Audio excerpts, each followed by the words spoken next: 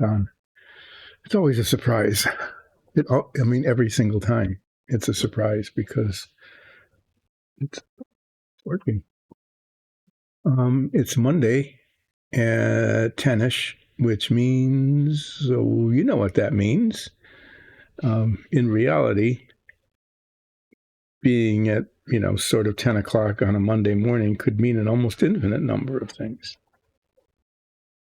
But one of those things, one of that large number of, almost uncountable number of things that it could mean when it's 10 o'clock on a Monday, is that this particular Monday at about 10 o'clock, I am continuing work on the Star Trek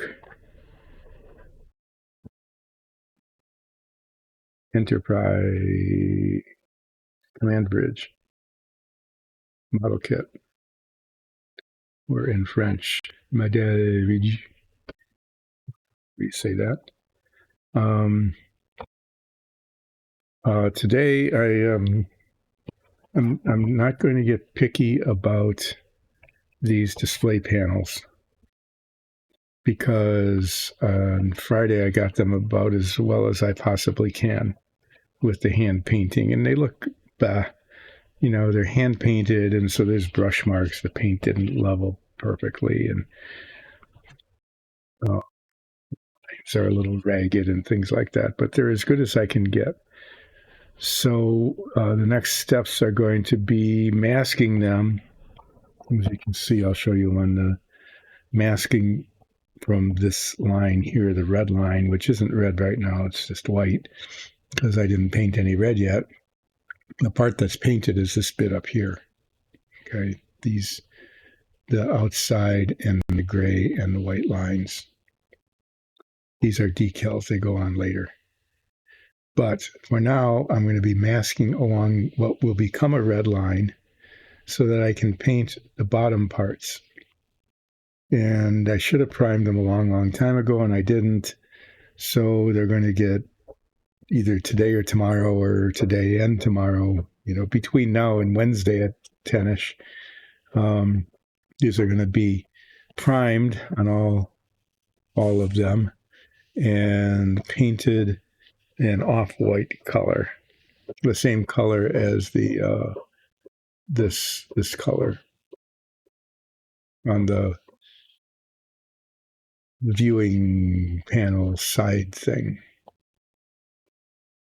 So, yeah, don't expect coherent monologue today. And then these are the railings.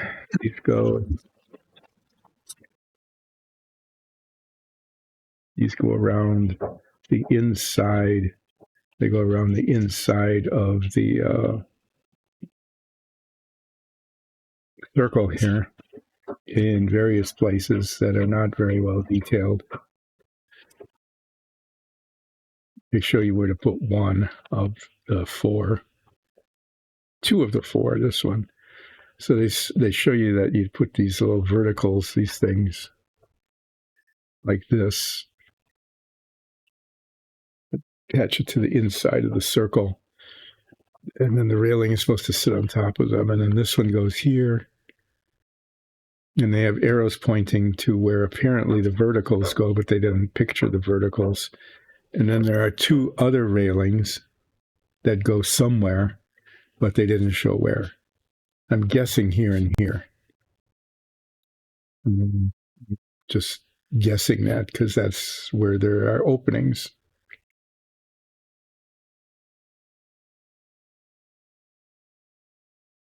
Reference Boxlet as a guide for painting. That's what I was doing. I was referencing the Boxlet as a guide for painting, and it's kind of worked out. And then here's the top. This shows which panels go where. It's nice. It's a good thing to have because, other than this one, and this one, it's not really clear where those panels are supposed to go.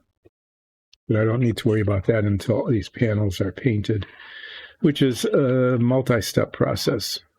It'll be multi-steps. The first step of which will be to mask them so that I can paint the bottoms. And then I will unmask the bottoms. I will unmask the tops, excuse me. I'll show you one. The masking is up here. From here up, that's masked. From here down, that's going to get painted. So once this is painted, then the top gets unmasked, and then the bottom gets masked, as does this part, and then the middle gets painted. And when the middle is painted, then I declare it completed, and then I put on the many, many, many decals. And in between, this gets painted red. Somewhere along the line, this line gets painted red.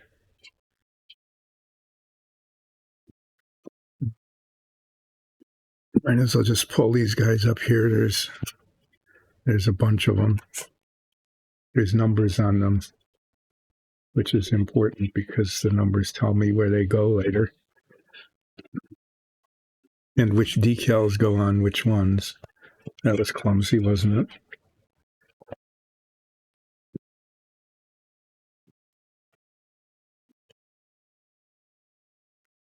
Good thing I'm not doing anything delicate today. I'm already dropping things and knocking stuff over practically.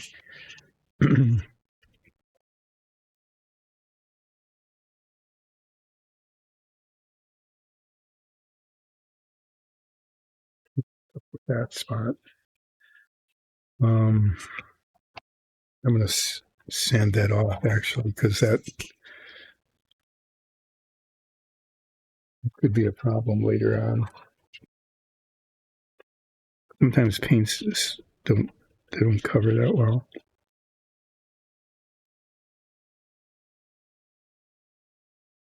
Okay, so the top, this part from here up is done. Everything from here down is not.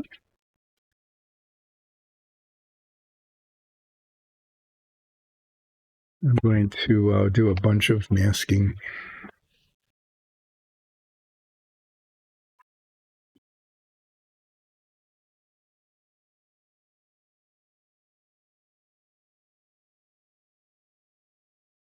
Let's start with one of these. It looks like it should be really simple, and I'm guessing it really should be simple, but sometimes simple turns out not to be. I like to do this all as one bit. You don't have to worry about paint leaking through a seam in the tape.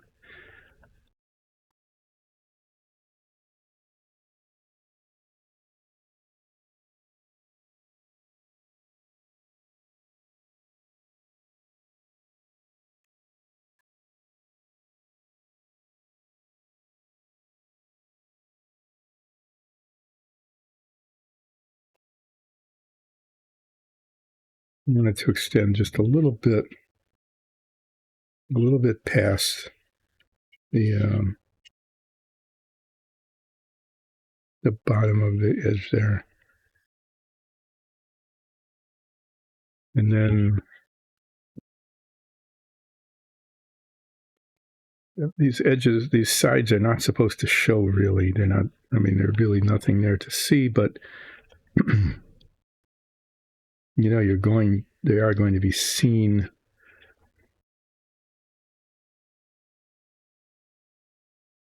I'm going to make an arbitrary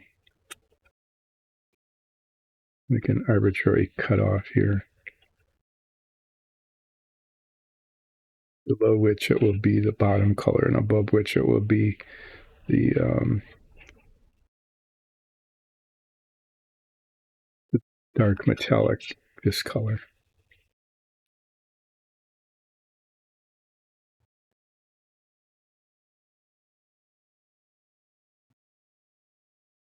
Yeah, okay. I'll try to keep that consistent from one piece to the other.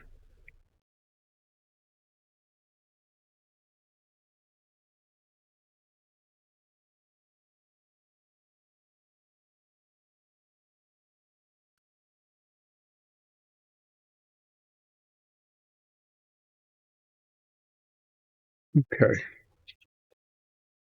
Now the rest of this, including the back, I don't want to paint the back because the back is just going to be, the plain plastic. It's just going to be like this.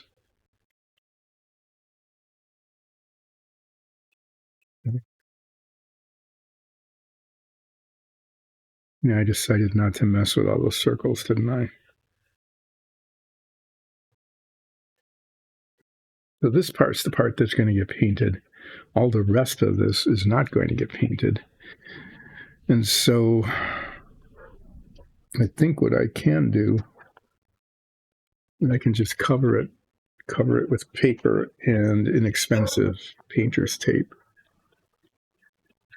I'm going to try that.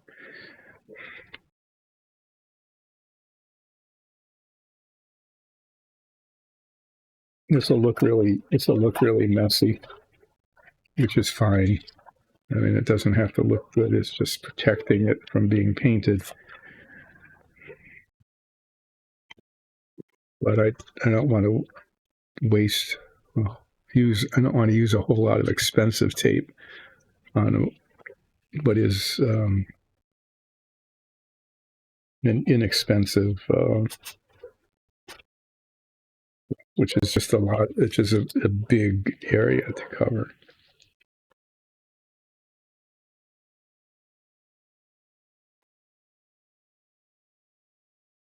This is just regular, like painter's tape, and sometimes it sticks okay.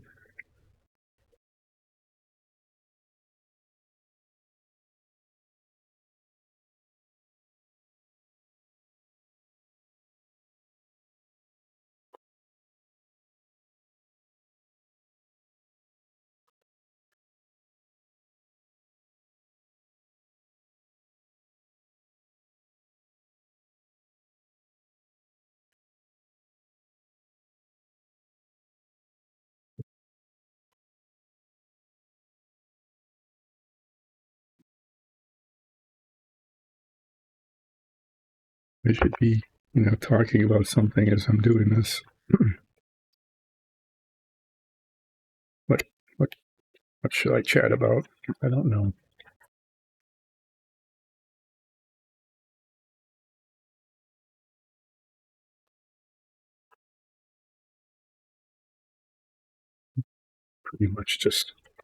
I'm pretty much just making it, just wrapping stuff around here and kind of taping it up. Doesn't have to look good. It just has to cover. And it definitely doesn't look good. I got that part nailed.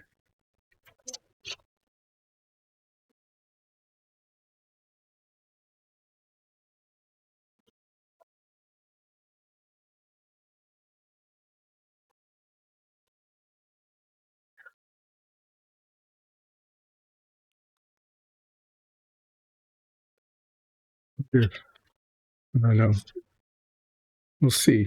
Okay, so this one's just looking just really messy, and that's just fine. I don't know if the others will look better as it goes along or not. The only line that matters on this whole thing is right along here.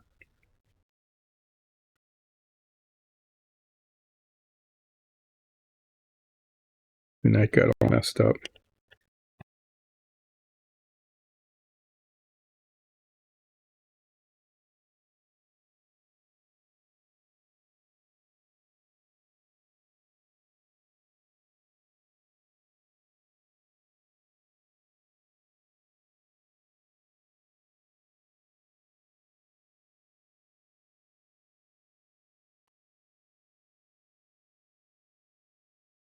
So that it's not even on camera. It's going to be like this, and that won't even show really under here. But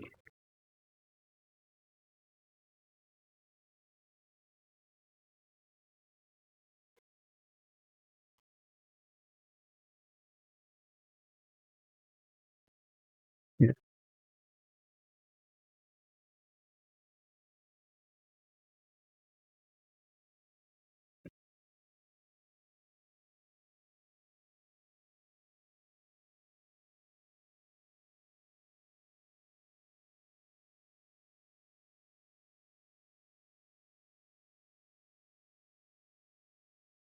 I spray it, it's going to be like this. I have to spray around and open under there, kind of.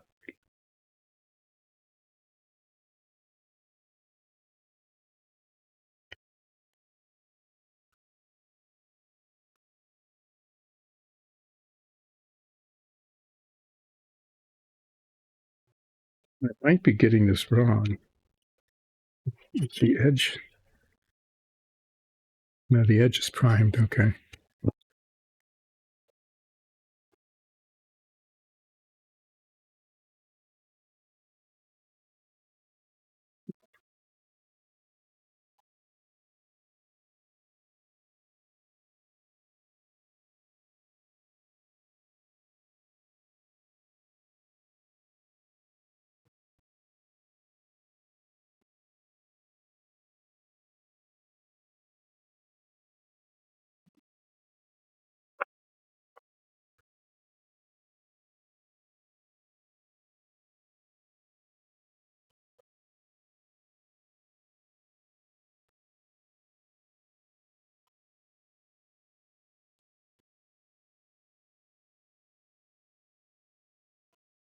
I thought this would go really fast, because I'm just slapping tape and paper on, but it's not.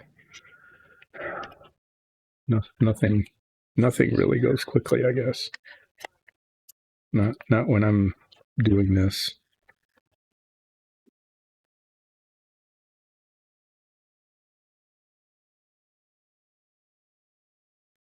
It's just there's a lot of surface area that needs to be covered.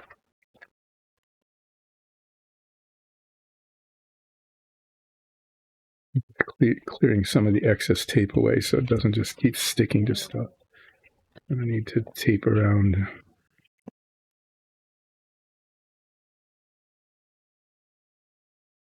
Great.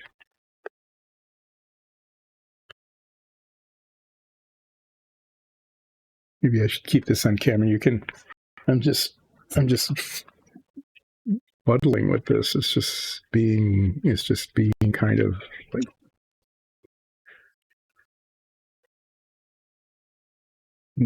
not being easy.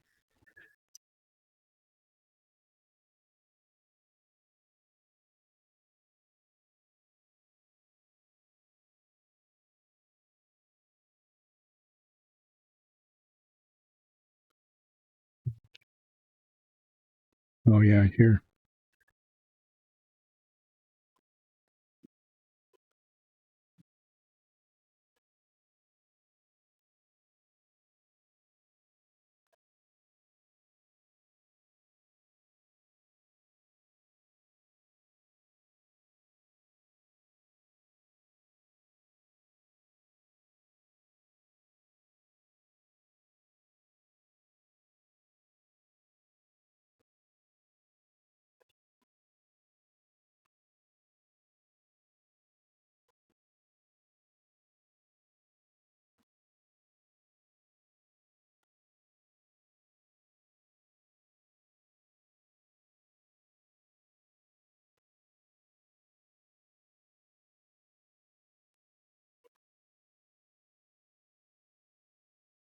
Interest tape has this amazing property. It doesn't stick to itself.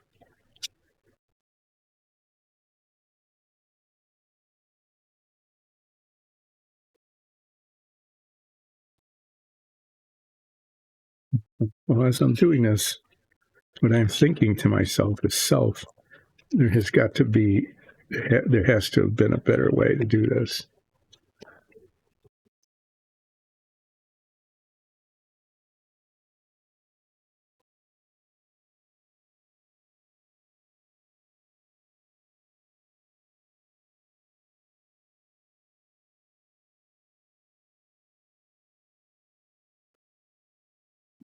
So myself is saying that to myself. There has to have been a better way that I will undoubtedly discover as I do the next one and the one after that. That's my hope, is that I will discover that better way, because this way took a long time, and it's not really that good.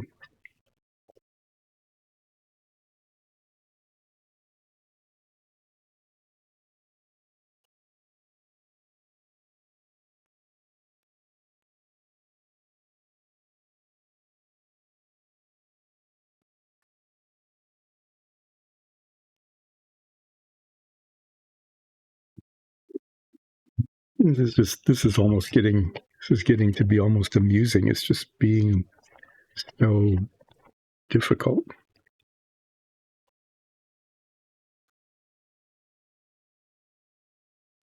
Fortunately, I have a lot of this blue tape.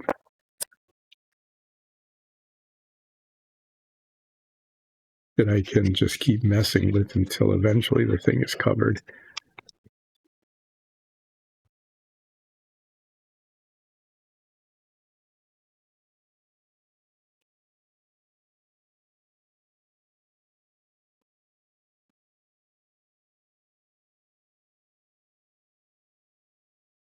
And I will ask myself, could this have been any sloppier? I mean, if I said, I'm going to show you how to put tape on things that will be like unbelievably sloppy and take a long time when it should be fast, and you're going to be amused at just how long it takes and how horrible it looks, and just what a mess it is. You'll be flabbergasted. There's a word. You'll be flabbergasted at just what that process was. If I had started out with the intent of this being as ugly and as time consuming, and yeah, I mean, if I'd started out that way, I could not have taken longer. I did this twice, and it still isn't right.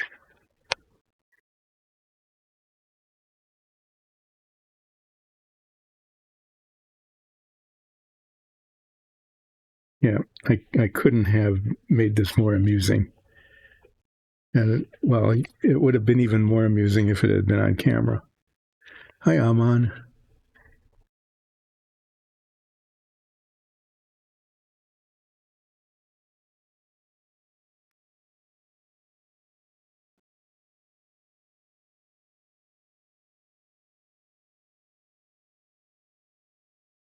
Shadow touched or Fey touched? Well, Zoya Ansul, our changeling druid, is fascinated by the Fey, and keeps being warned not to because of the danger involved in dealing with Fey.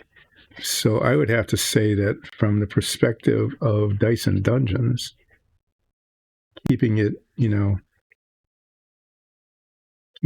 kind of aligned with how our show is developed, you would take Fey touched.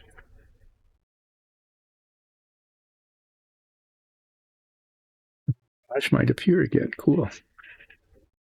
Okay, well, there's one that's covered up.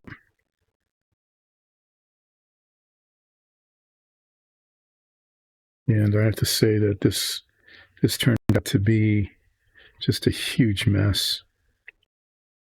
I think actually using the paper made it more difficult than if I hadn't used the paper at all.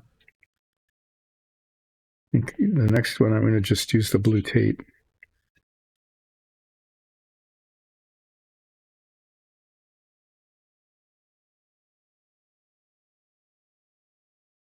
Thanks for joining in. I appreciate you coming on the Monday.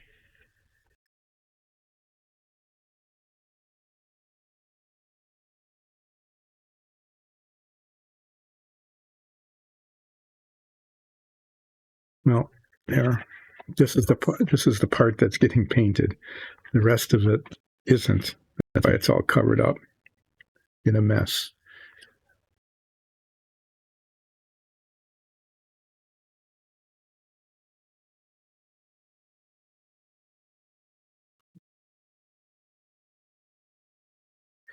So is it Mirage at level 3 already?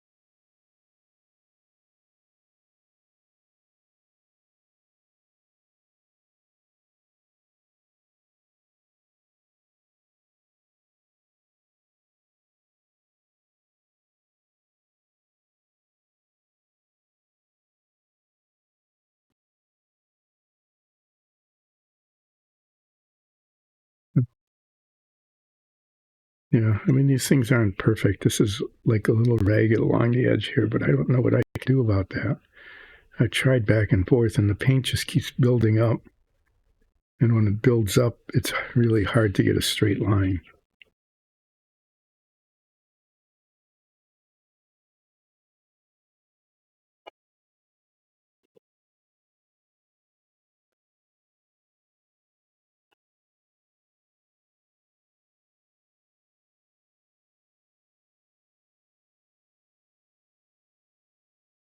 Bit here shouldn't matter because it's meant not to be seen, but you never know.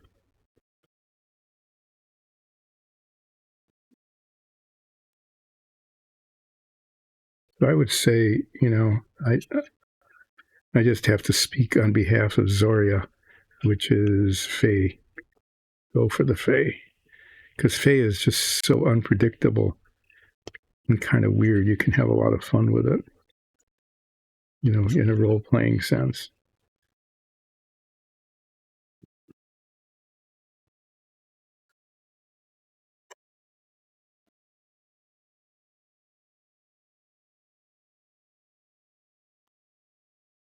Everyone warns everybody, don't do Fae. Fae is bad. Fae is dangerous. But that's sometimes maybe that's just the point. You want to do it for the adventure.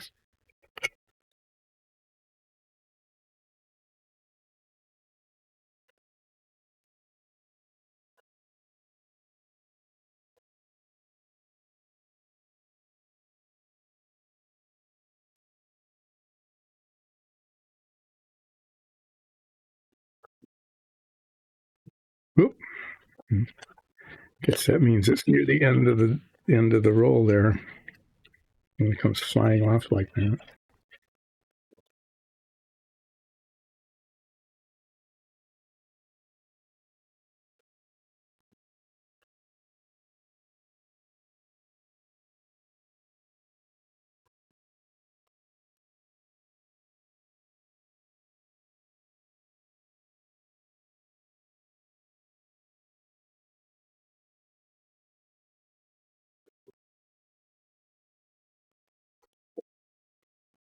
So I think this is going solely with the tape. Well, it's not. No, it's not going to be a good idea altogether because this part on top is already painted, and I don't want tape on it. So I'm going to have to wrap the top. I have to wrap the top in paper. But okay. But I can just put like a sheet. Okay. Yeah, I'm talking to myself.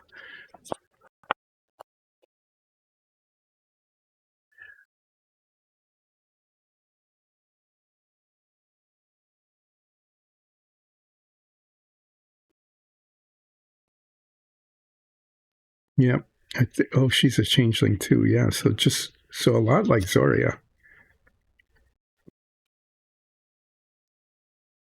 I mean, the changeling part makes sense then. The Fae part.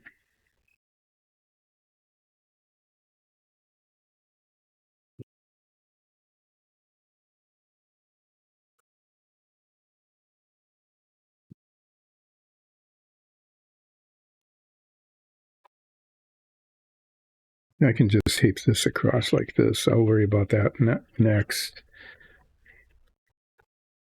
But this works. This works better than the other approach, at least so far.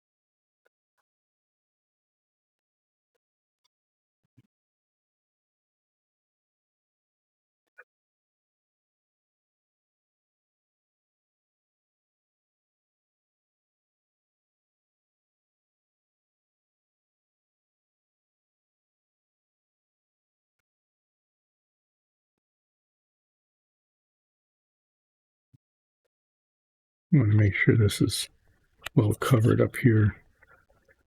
Definitely don't want any of that off-white paint to get on the control thing up there, on the display panel up there. Now I need to figure out how to do a little bit there. Maybe I'll just I could just run a piece of tape across that, I think. Attach it to the tape on the bottom.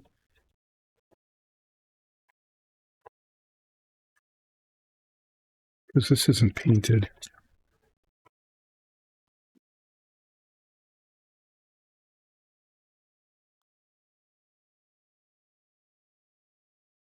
Yeah, okay. I mean, that'll do.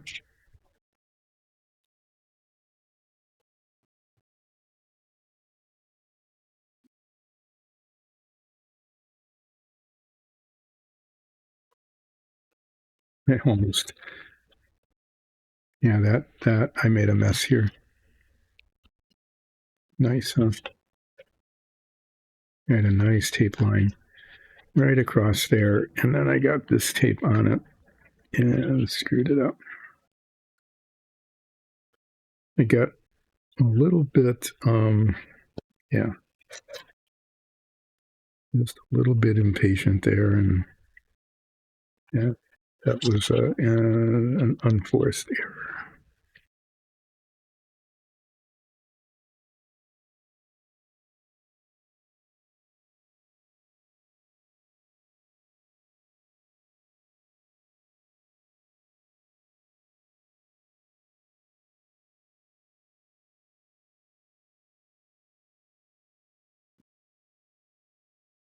I'm not sure it looks any nicer than the other one did, but it was easier to put together.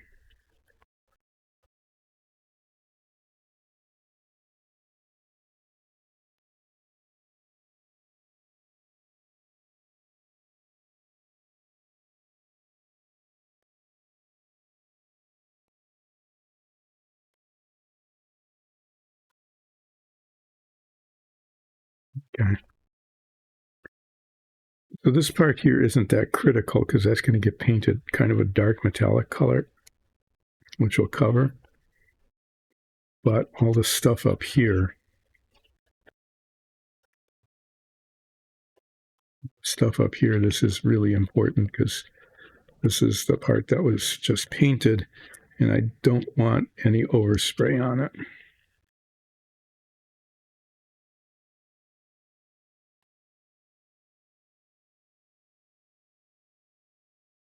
To the part under the paper.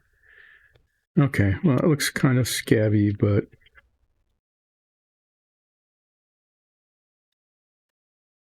I think that'll be okay.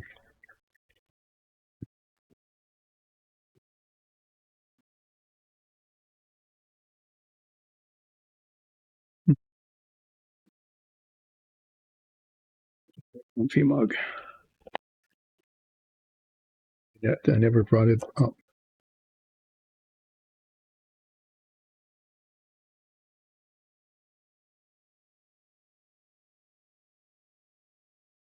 Shadow well, that would work too. It depends, if she's really shy, then the shadow and the invisibility would fit her character really well. Um,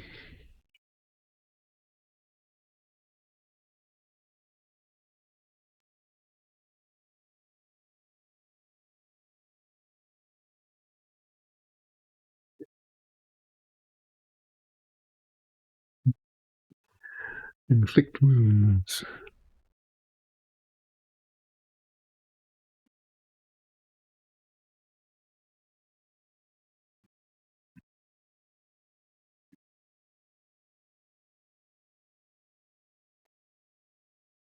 Farage,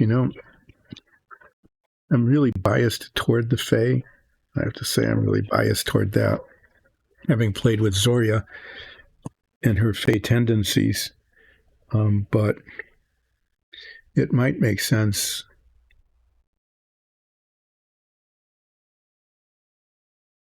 Really, might make sense to go with the invisibility thing.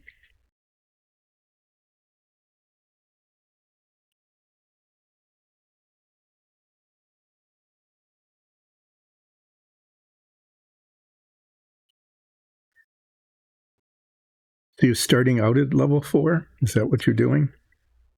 Just trying to be clear about how this is working for you.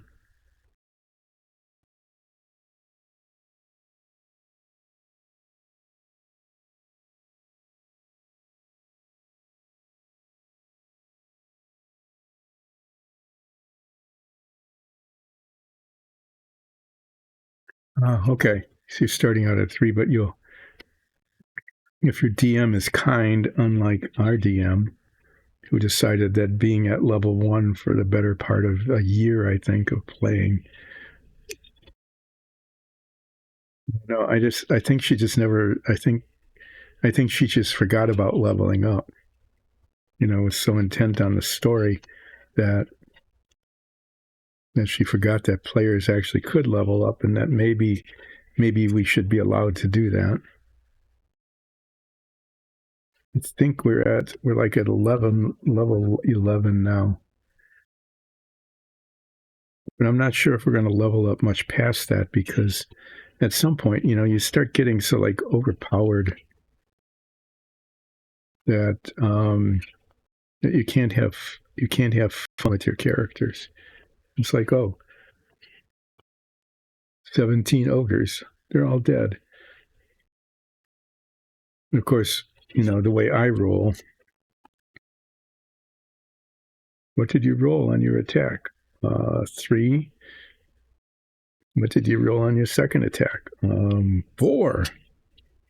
What did you roll on your last one? 17. Oh, that misses too.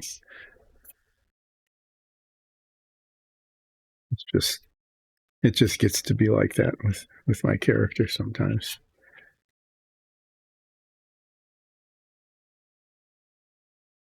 Yeah. Oh, really? Okay.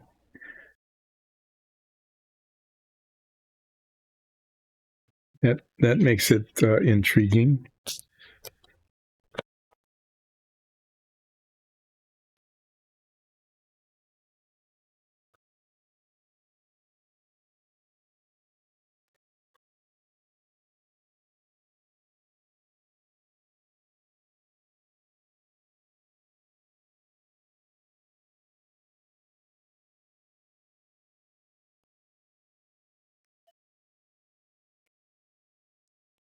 Well, I can begin to imagine finishing this taping yet today sometime. And I'll have to decide what to do next. I've got two things I can work on until these are painted.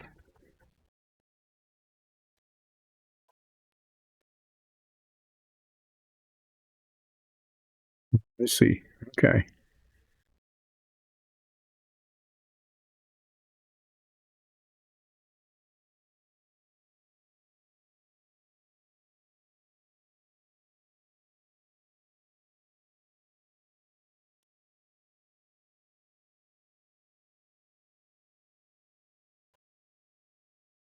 Well, those are. It sounds like your DM is kind of choosing a setting that kind of fits the characteristics of the characters that you've already developed. It's kind of cool.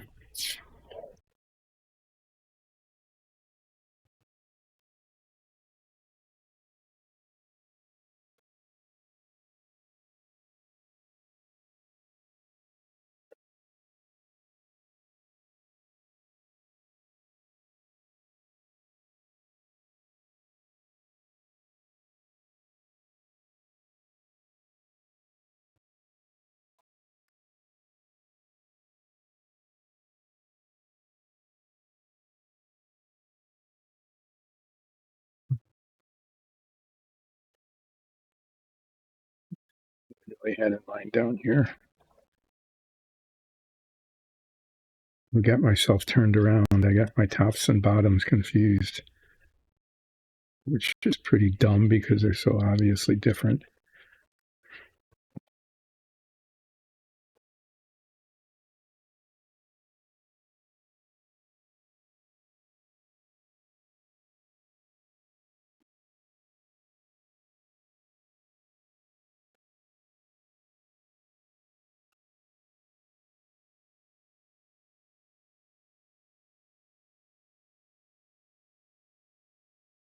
So is the DM going to take advantage of her weaknesses?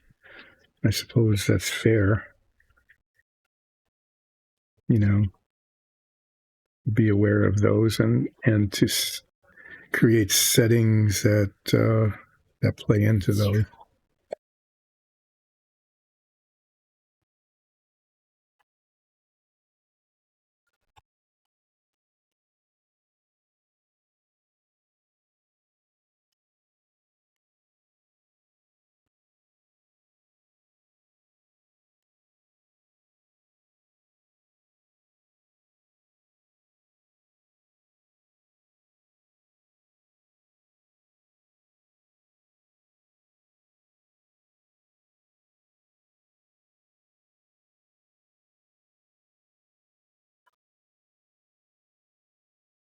Oh, okay. Well, that'll be interesting.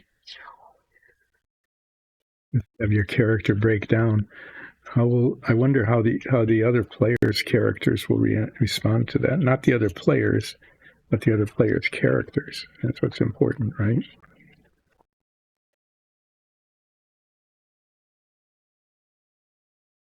Okay, well, that's covered.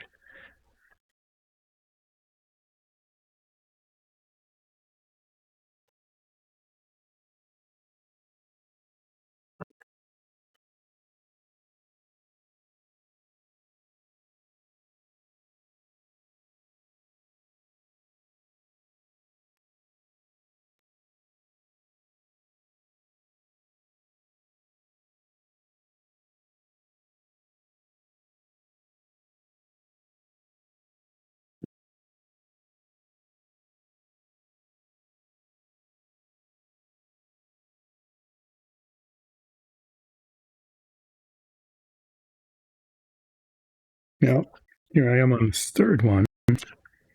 I'm finally figuring out kind of how to do this.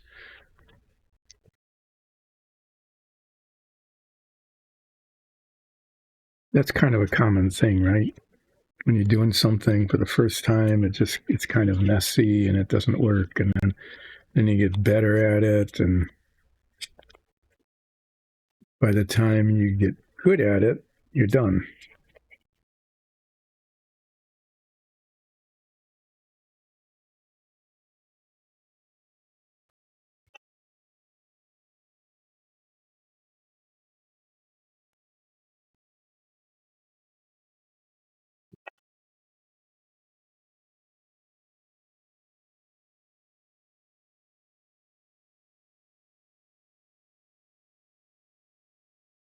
Should be okay.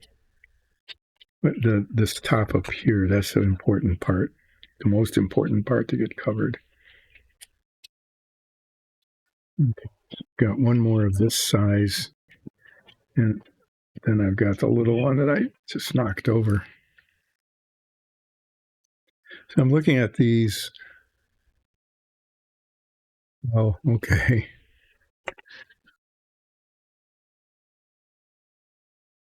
So is she going to come into the game in that kind of state of mind? Kind of confused about her own identity?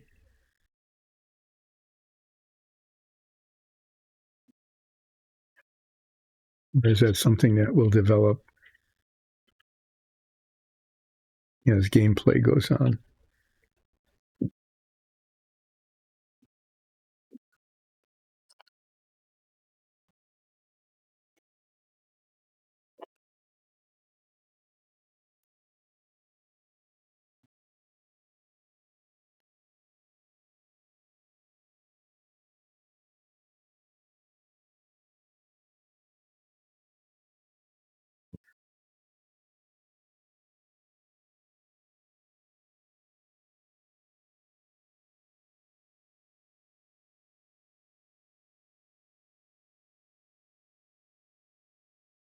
Now, as I'm looking ahead to painting these red, these edges, okay, these larger ones have nice flat edges, nice top and bottom. So it should be fairly easy to get a nice clean line. But this last one, it's rounded. So that's going to be a little bit harder.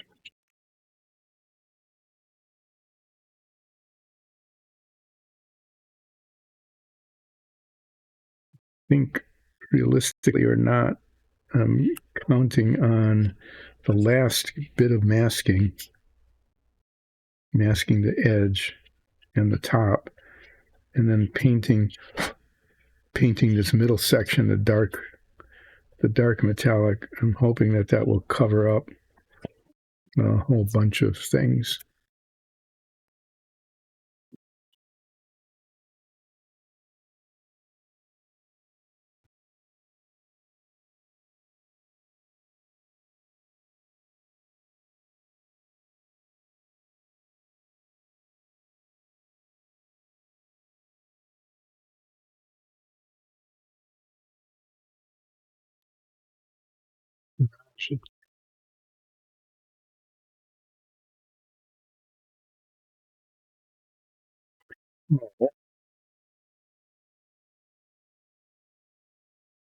So it keeps repeating, trying to remember her real name. Okay.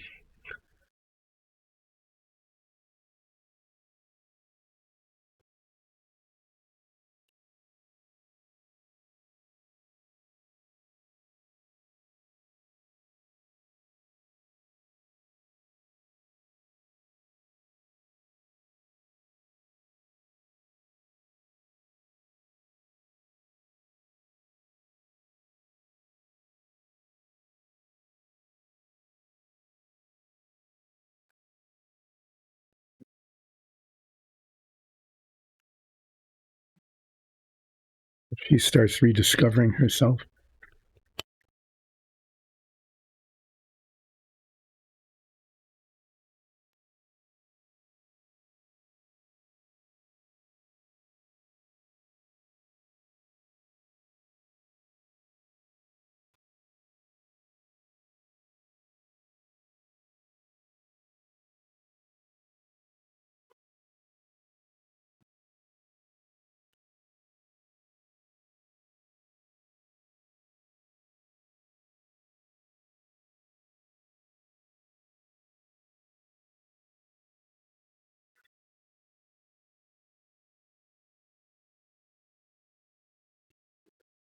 Okay, that's interesting.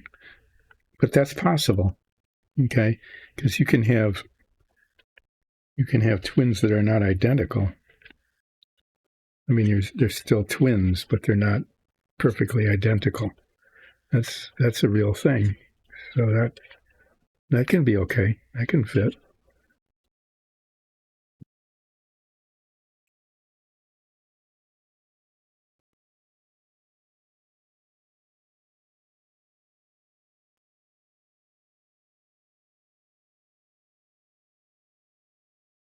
This one's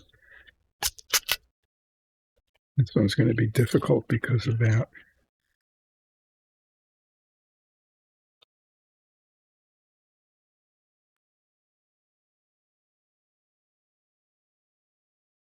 Wrap the tape around it.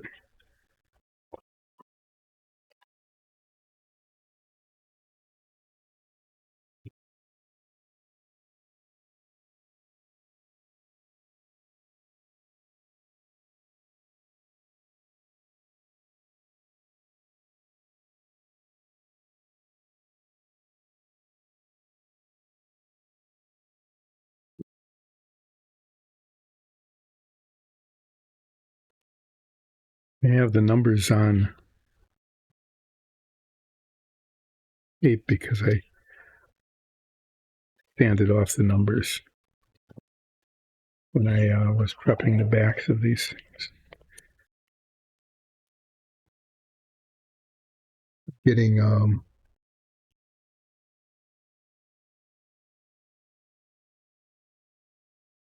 I see.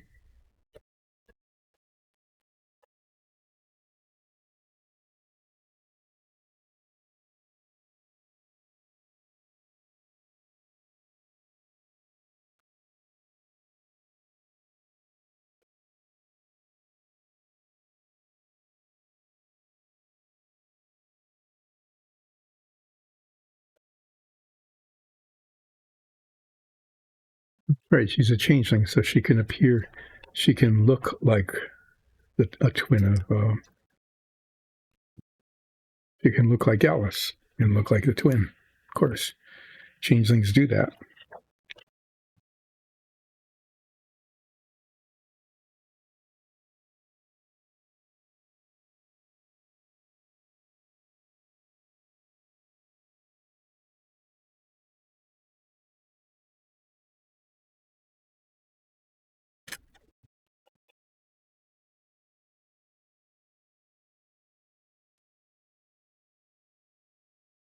So how soon do you think you'll be starting this?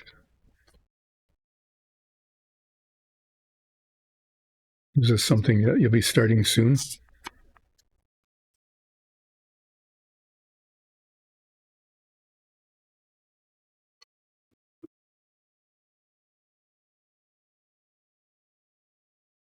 Let me ask too about the other members of your group.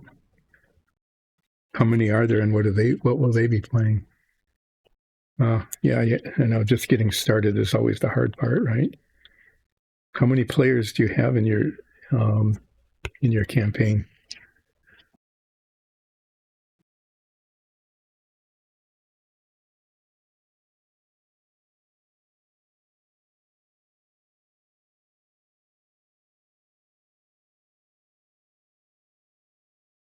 Oh, 4 is a good group. That's a good size, really. We're playing with 3, and the DM came up with an NPC player just to fill out the group because 4 is just about perfect. You can play with bigger groups, but it's hard. I've played with smaller groups. I've played with 3 a couple of times, and I've actually played with just 2. But that, it's kind of fun to do, but it's you can't get very complicated.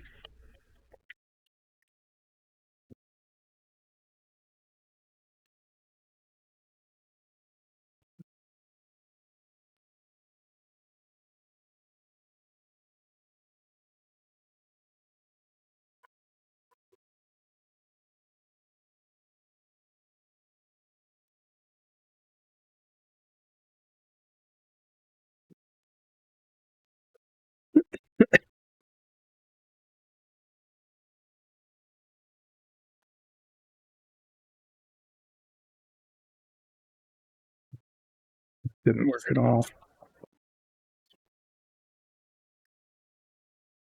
Yeah, 5 is okay.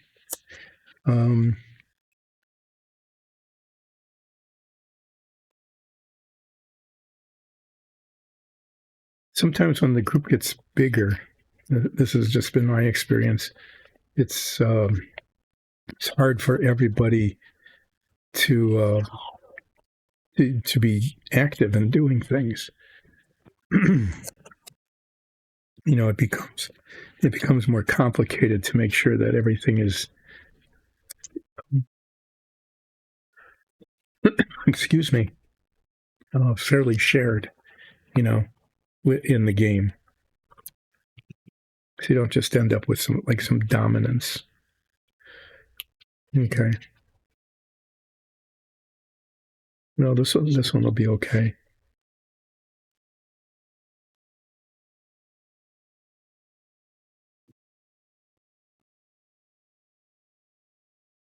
Probably should have done this little one first.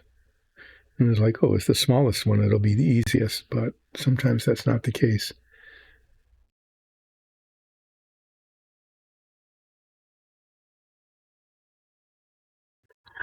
That's how they could tell which is which. That's pretty funny. Yeah. That always is an issue, right?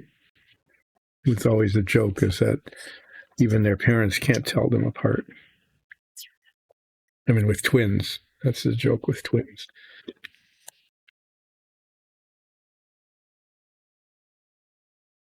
Or sometimes as twins, as they get older, they start to play tricks on their parents, like they'll wear each other's clothes, and sometimes they'll talk a little differently than each other, and they'll imitate each other so that they can try to confuse their parents and their friends about which one is which. Yeah, it's a thing twins can do.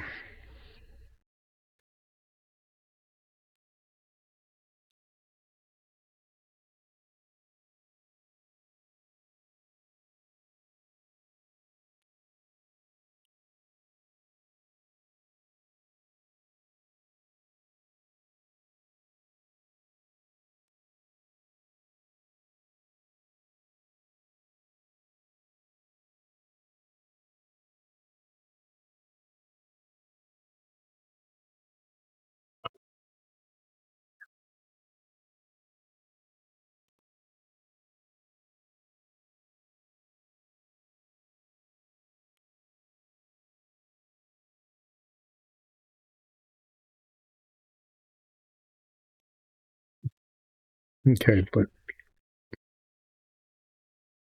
is Mirage a warlock? No. Is Mirage the warlock? I'm confused now.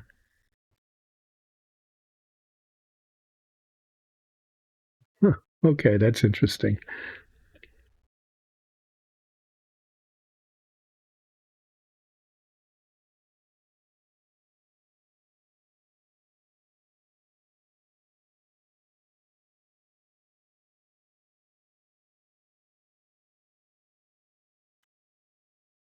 Huh? Okay. So, how did she become a warlock? What's the backstory?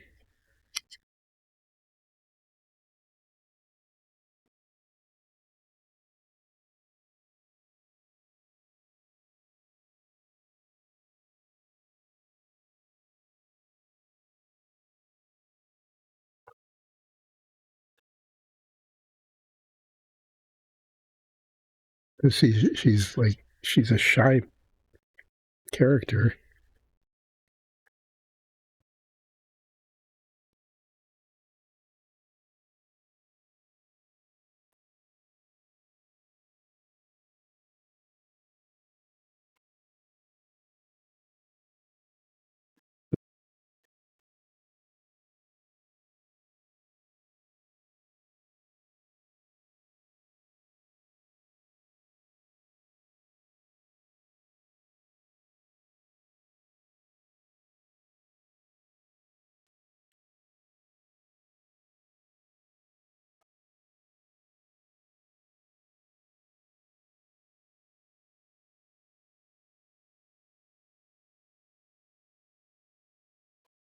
Okay, got it, got it. So it's a relic.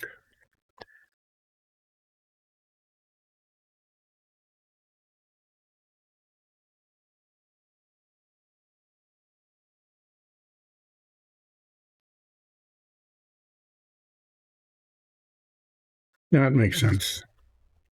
I was just curious about how she chose that pathway.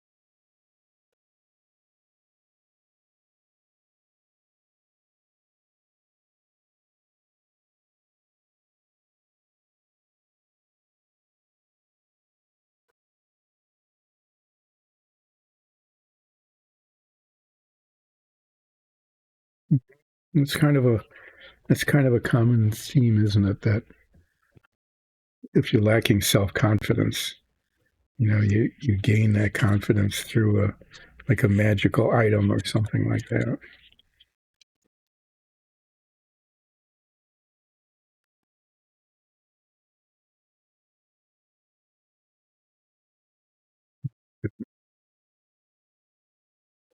But too short.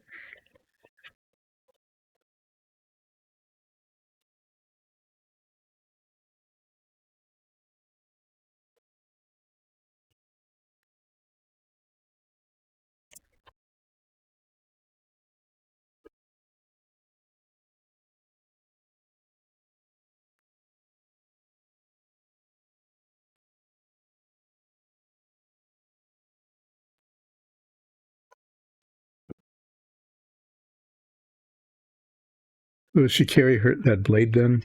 Is that like the magical blade? That's an important thing, isn't it?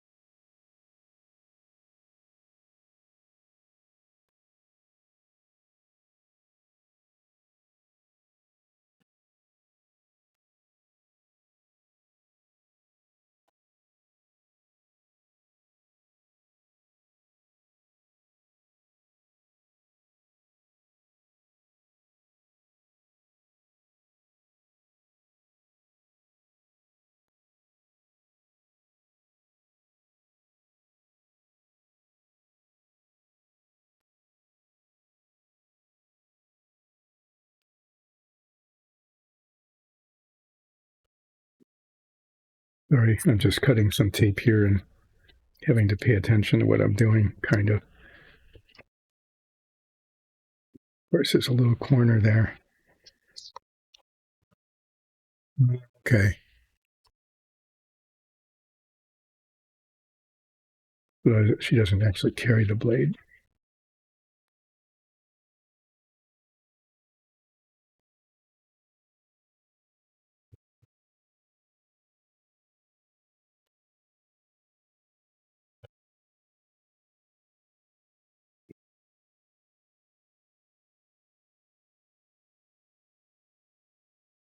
Yeah, I hope this works. Clean up this mess here a little bit, keeping my promise to myself of keeping my work surface sort of neat.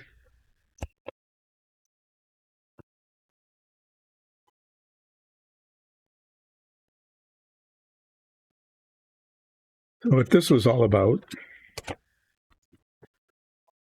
the all of this masking, which got progressively less messy as I went along.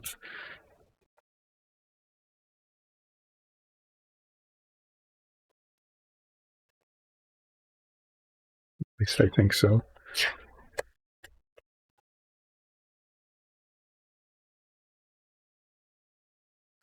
Is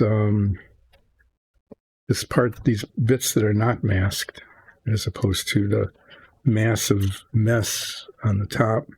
This was the first one. You can see it was until I got this technique down. This bottom part needs to be primed, and then it's going to be painted the same color.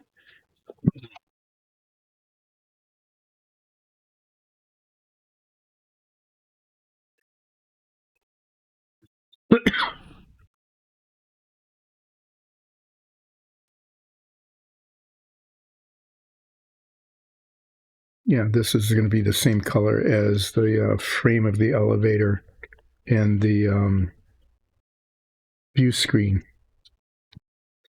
And then it gets unmasked. This whole thing gets unmasked. And then this ridge right along here, this edge gets painted red. That's going to be hand painted. And then after that dries, then the top and the bottom both get masked. And the middle part gets painted a dark metallic color to match the control panels on the captain's chair.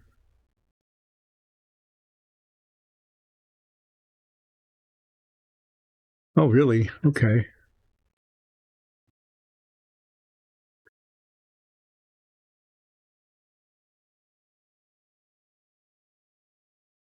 What do you end up using those? I'm curious about how you managed to use those. It was like a crowd control. I'm familiar with them.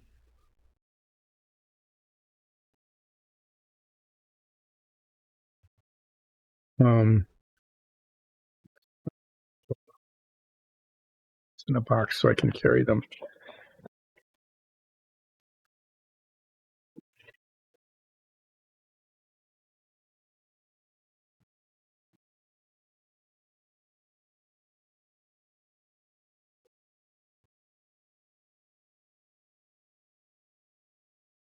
Oh yeah.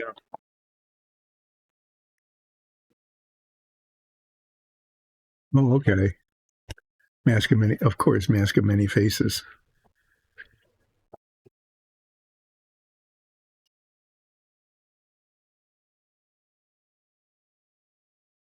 The characters in our campaign have night vision, dark vision for a reason. I think furbolgs just have that. I'm not sure. Okay, so these need to be painted. I need to. I'm going to get the paint right now.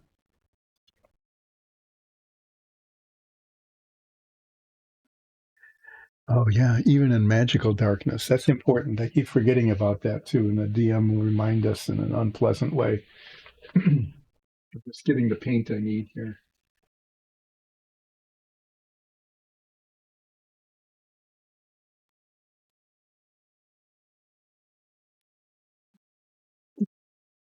Hope there's enough of this left. So there's the primer, and there's the paint, the color paint.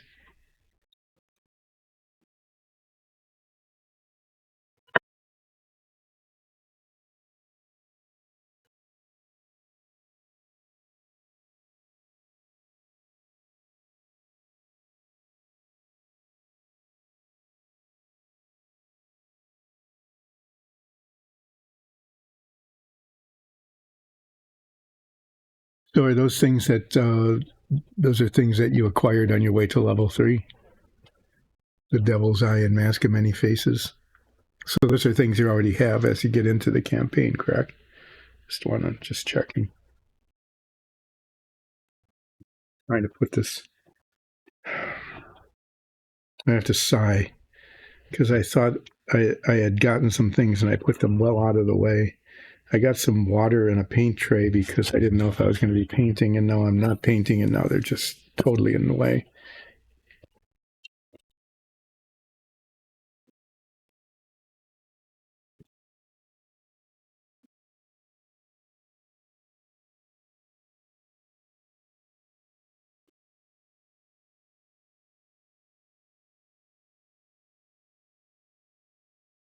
No, they wouldn't.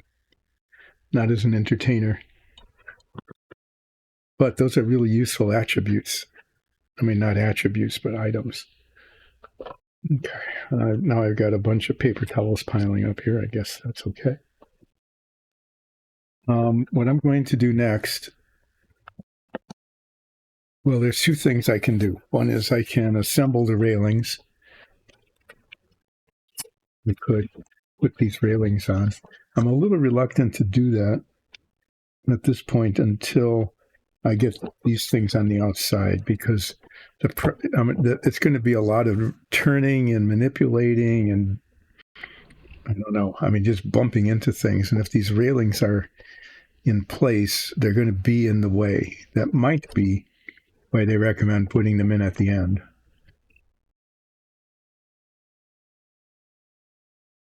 Yeah. I mean, right now she's developing her character, so that makes a lot of sense to do that. Is to upgrade those things later on as the character develops and the relationship among the team members change as well. I'm going to get the minifigs out. They're the last bits that are still on the sprue.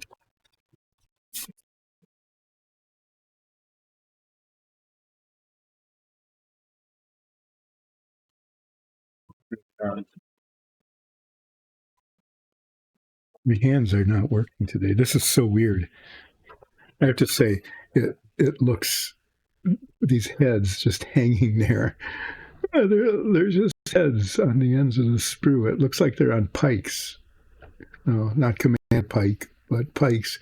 And they all have these round things sticking up off the top as part of the molding process. It's almost tempting to leave them.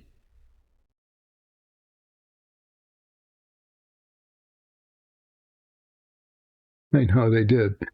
They dismembered the crew and they put their heads on pikes, and they put little round things on the top. I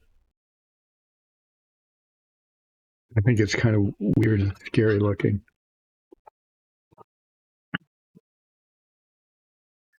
Well, I'm going to take all these pieces off of the sprue, and as is typical with these things, there's going to be seams right down the middle of their bodies. And so by gluing the bodies together, okay, what I can do then is sand, after they're cemented, I can sand down the seams so that the seams don't show. That's the intent anyway. I'm going to spend some time here.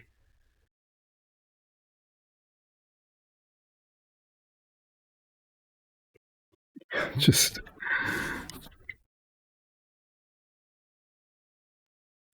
I'm going to need a container for these parts. I don't want to lose their heads. I've got these enclosed little containers somewhere, and now they've disappeared when I want them. Well, let me cut the body parts off first, and then I'll...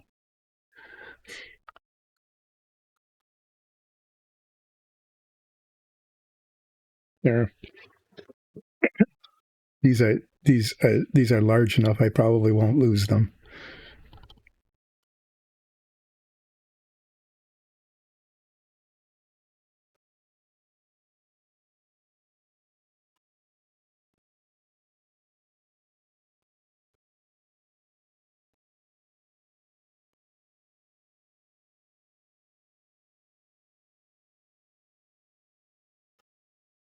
Just watch Kirk's sitting body is going to go when this is cut. There we go.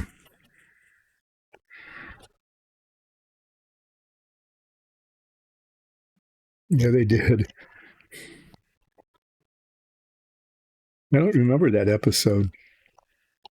The episode where they lost their heads. I'm just making a joke. Of course, there was no such thing. But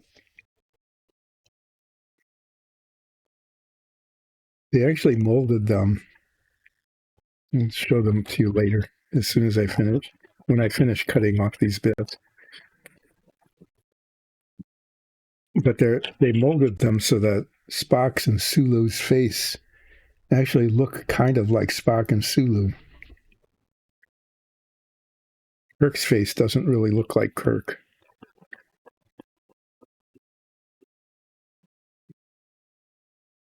Guess I'll have to deal with that. Deal with that when the time comes.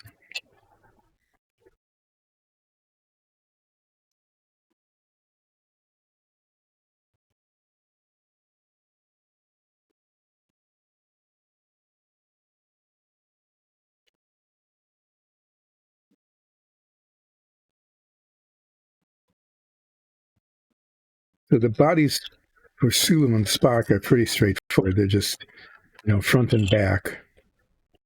And after they're cemented together, then the seams just need to be sanded out. Kirk's gets more complicated because its arms are separate. And I'll show you in a little while about why that's more complicated.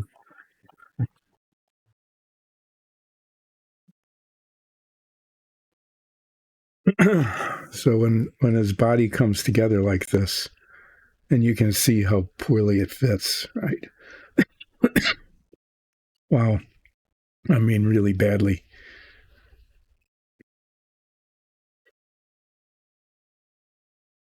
That those parts don't even look like they're meant to go together. Look at that. Kind of squeezing them together, and there's just huge gaps everywhere.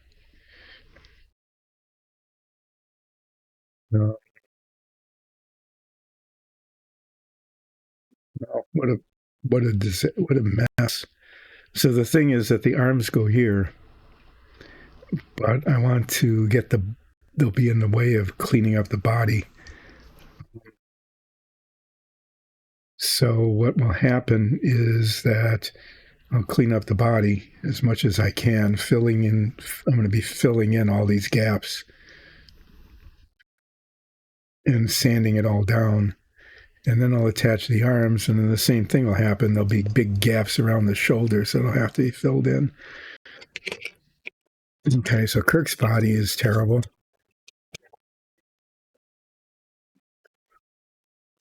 We'll never find out how Spock's body works because I can't even pick it. There we go.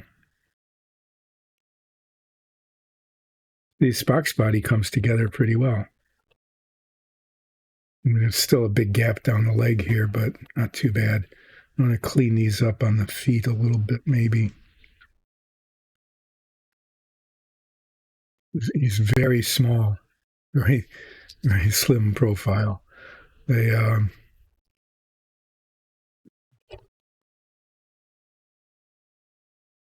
not too bad on the front, but from the side, they virtually disappear. Yeah, Sulu's not too bad. The excess plastic on the boots is kind of keeping them from coming together, so I'll do that. Take care of that.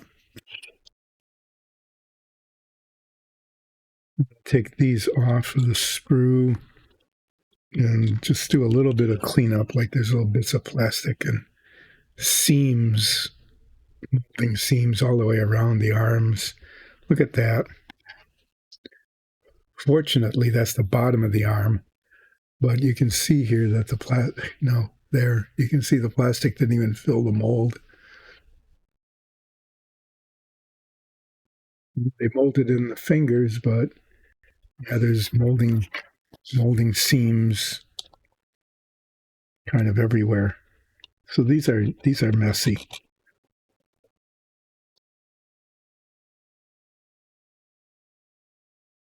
This one, I'm not sure what's going on.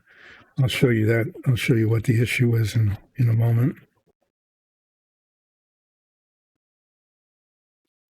So with all of these, you can see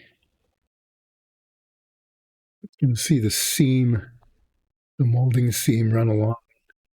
And then there's just this huge blob of plastic where it was attached to the sprue at the top of the shoulder. So that's going to take a while to file down and sand off. Yeah, it's probably just as well I'm starting this now because it may end up taking most of the rest of the time of the stream.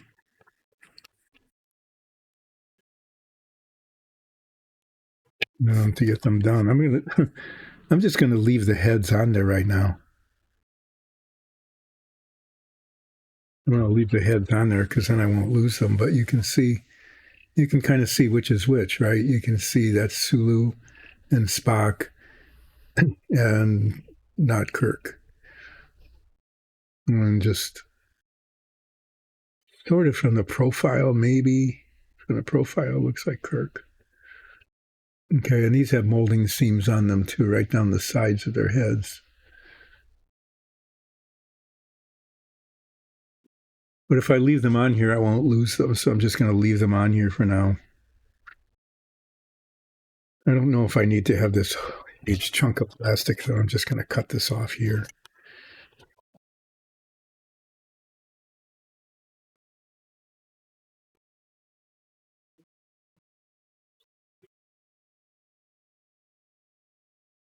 Yeah. And then this huge chunk of plastic can go in the box with all the other chunks of plastic.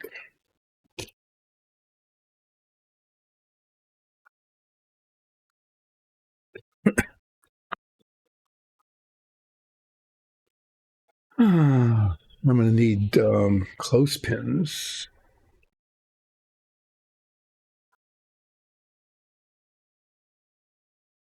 These old-fashioned wooden clothespins. These are antiques, actually. These are family heirlooms. Seriously, they are. They're like my aunts and mothers and even grandmothers' clothespins, because they don't make them out of wood much anymore. Is when the cement is on there and you want them to, there, see? It clamps it shut and holds it nice and tight while the cement is setting.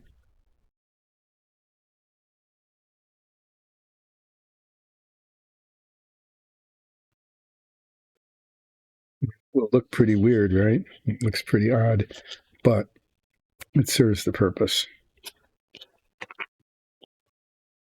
And yeah, and then they fly off. That was good. That was a good demonstration, wasn't it? Okay, so the issue here, this one's not too bad. The boots come together pretty well, but still, just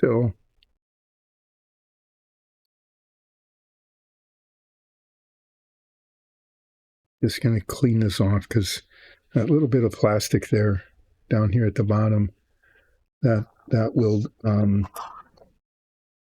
will interfere with the closing the gap.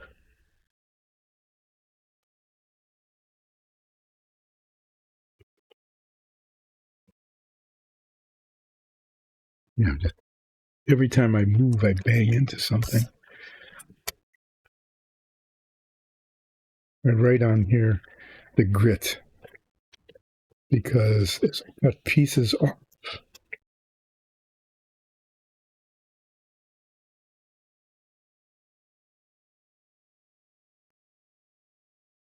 I cut pieces off. I can't tell what grit it was. Some people might be able to tell just by feeling, but I'm not that skilled.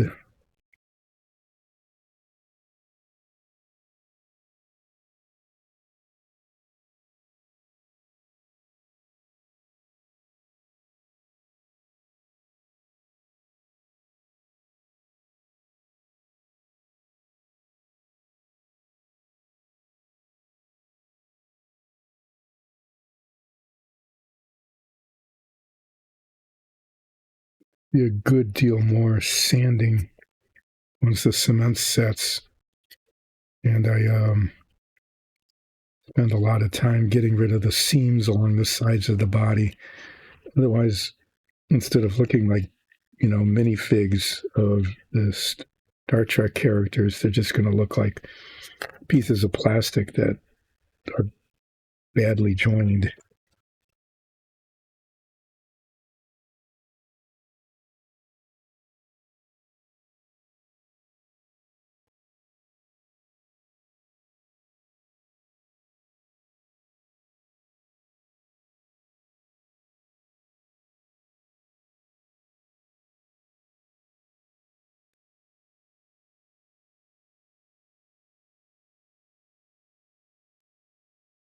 Yeah,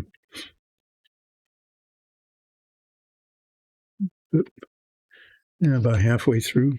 I don't know. I might end up early today, depending on how this goes. I got started on time. That was the important thing.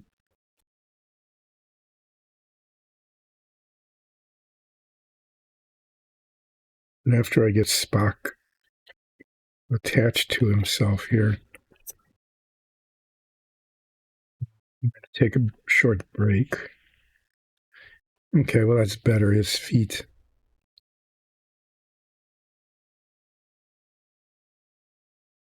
come together pretty well. But you can see that even if I'm holding it tight, you can see that there's still a gap in places where the seam shows. And that will all be very, very carefully and compulsively sanded down so that he will be seamless. At least that's the intent. I'm going to go ahead and do this.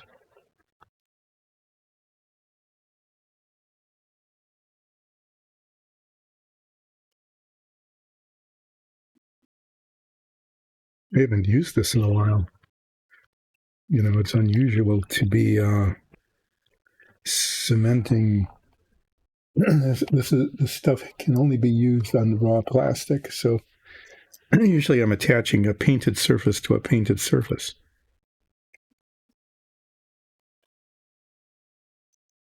Oh, I can't use this. This is for putting the parts together like this before they're painted. But most of the models I've been building, they're all the parts are different colors, and so it can't be done that way.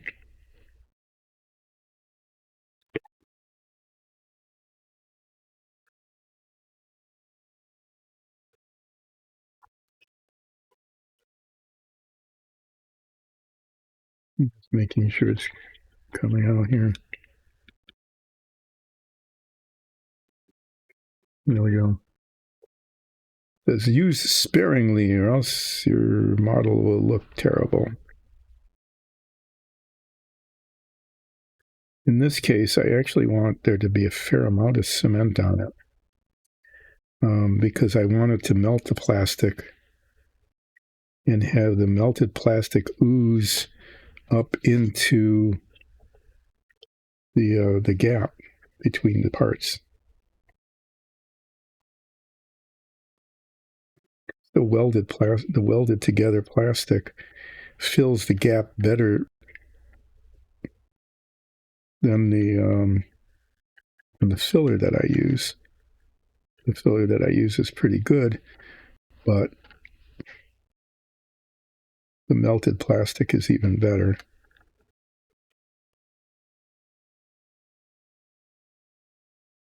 And this stuff is almost like a contact cement. They say put it on both surfaces.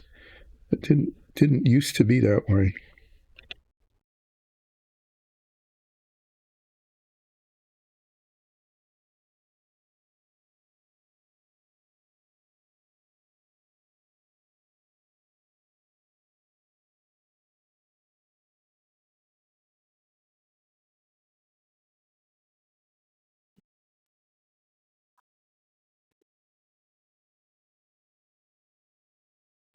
Kind of make sure they're lined up with each other.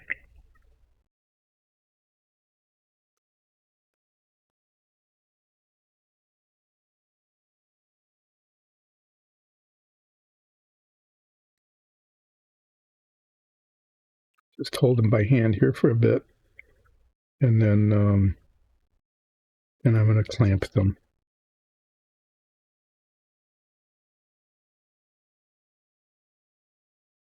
And not get it on my fingers so that I don't end up with melted fingerprints in my on my model.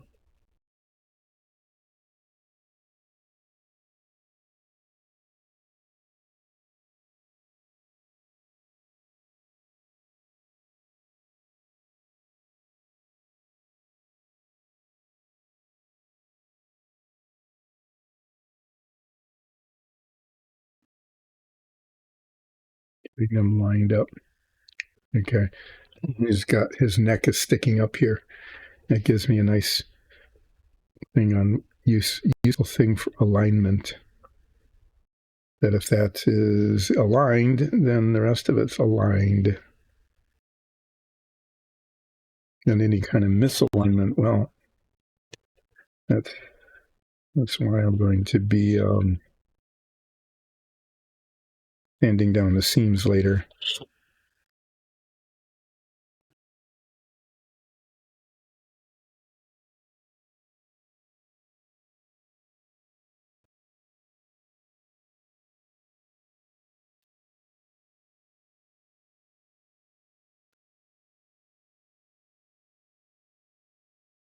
Well, his feet give me a nice alignment thing too. If I get the boots aligned, then his legs are aligned.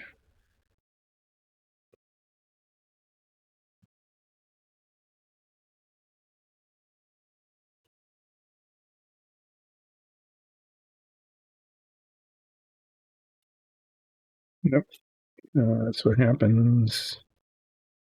Things are not working the way they should.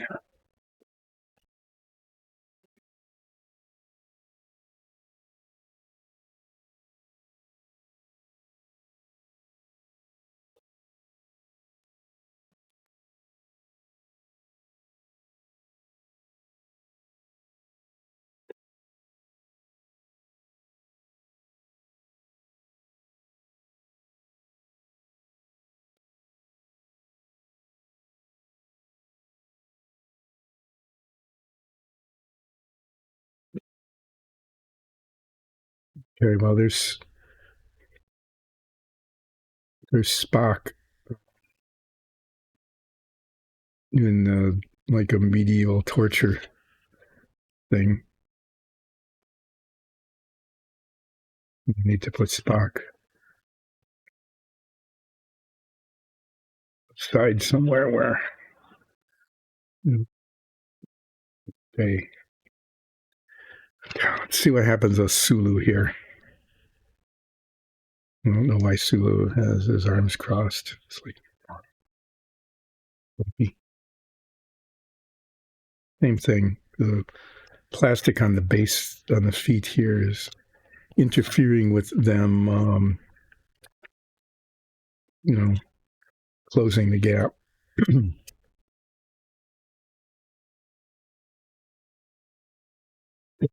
Oh, good. I was wondering. You were talking about the new game, but it's a Monday, so you get to be playing. You didn't. I don't think I've ever heard. One of your characters in your party was leaving and being replaced by a new one, and you were creating a gift.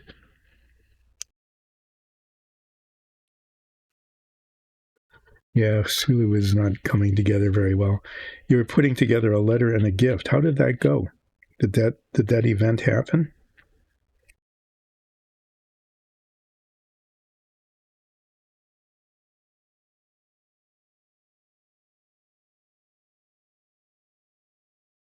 After I get Sulu together here, I'm going to just to let you know, take a quick bio break.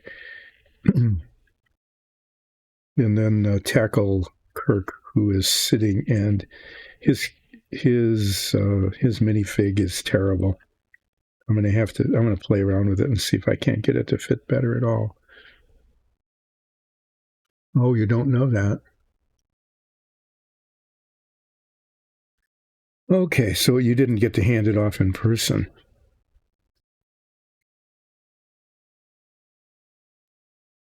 So has the player brought the new character in then?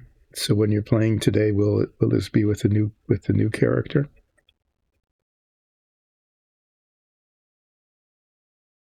Oh, okay. That answers the question. You haven't met yet.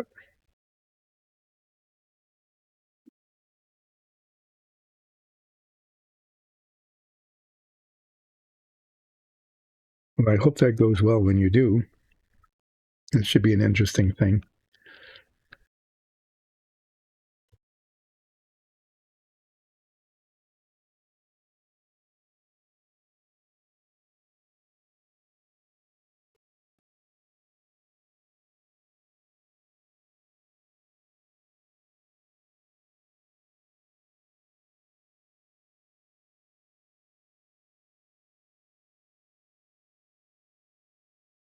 So a long time ago, I bought this book about how to make models good. It wasn't the title, but that's what it's like. It was, how to build models that look good. And it was amazing about all the amount of work that needs to be done, even more than I do because I'm not following all of the directions. But pretty much they said, none of your parts are going to fit. And you're going to end up like doing what I'm doing is you're going to be ending up sanding them down and test fitting and then sanding them some more and then filling in gaps.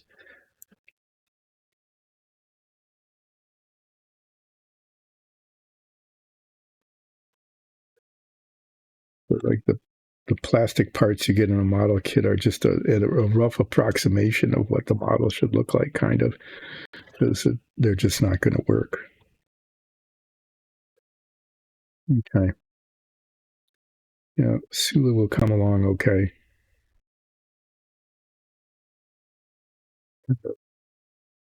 Right here, the parts don't, fit together that well. There's actually kind of a little discontinuity in the bottom of of the tunic on top.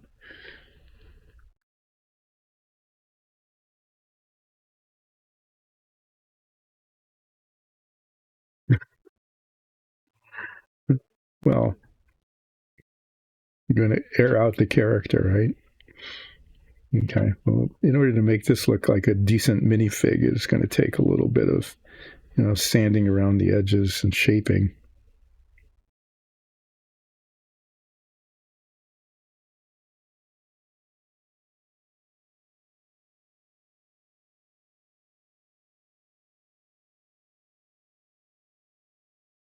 Yeah, I'm going to sand those down later.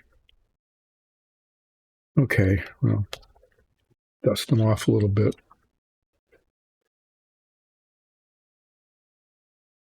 Personal revenge, huh? Well, I hope she doesn't get herself into real deep trouble doing that.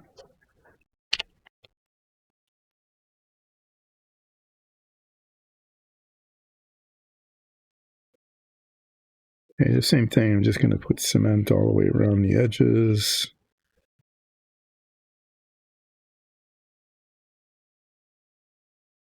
We'll form a weld a weld that will well up. The use of that word to fill in the gaps as much as possible so that I don't have to use too much filler to keep the seams from showing.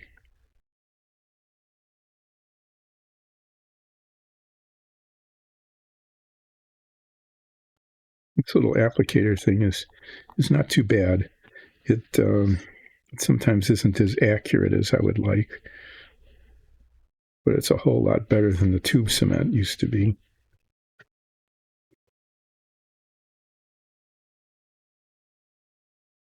This is the part I'm not good at, which is actually getting parts to fit together.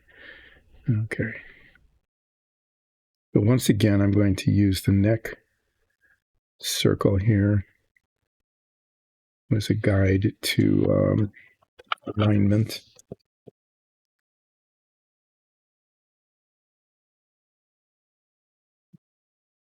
And then the feet, the same way. The feet, you can see they're out of alignment there. If the feet are out of alignment, the leg is out of alignment. And so I'm going to use those as a guide to push the parts.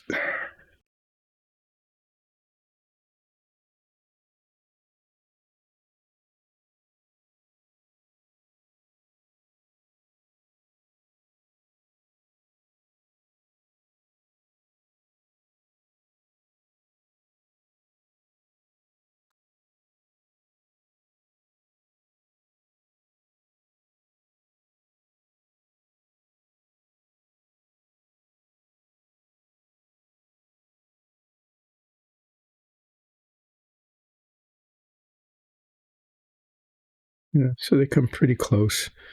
no matter what happens, there's still going to be a seam there. In this case, it's not closed up totally well, and that's why the sanding down eventually has to happen.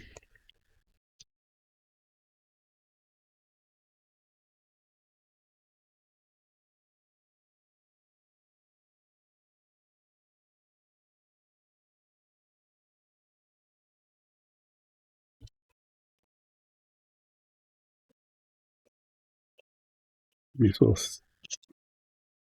threads of cement. It doesn't matter. That will come out when I sand things.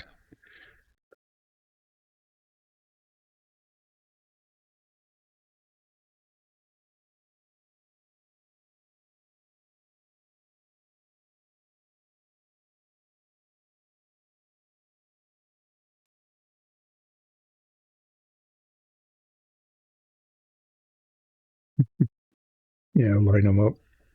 I line them up here, and it's not aligned on the side. At least it doesn't feel like it.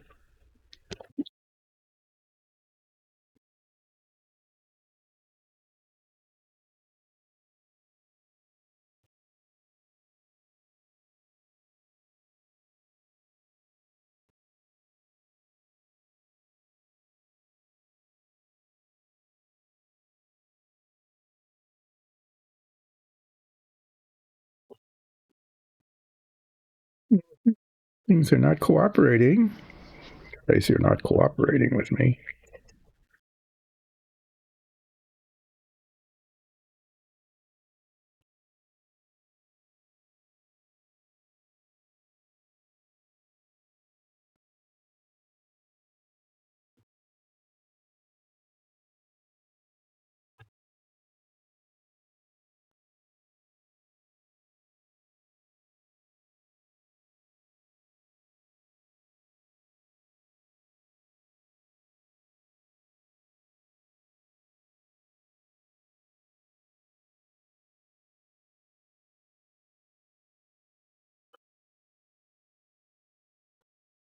Okay, well, if you want to be like this, you're going to be like that.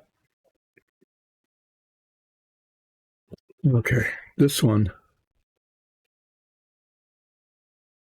is not cooperating at all here. You can see just you can just see that look. I mean, nothing comes together.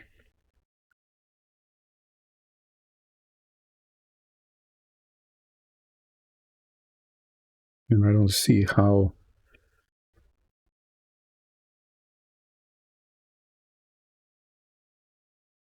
I don't see that there's anything in the way. I just see that the parts just don't fit. So,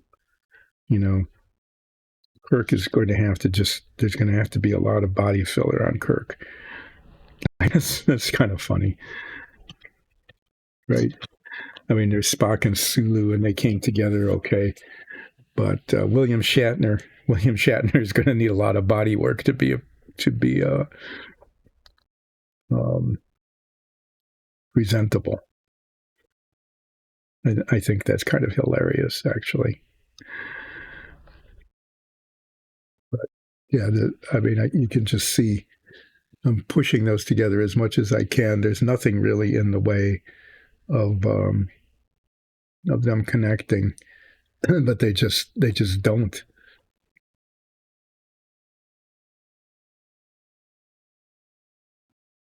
I think I'm going to have to use alligator clips on this. There's always a chance that these scratch the plastic, but like these feet, okay, I don't think I'm going to be able to get a clothespin on that, but I can get one of these. I can't even do that. No, I can't because they're like curved. There's nothing to grip.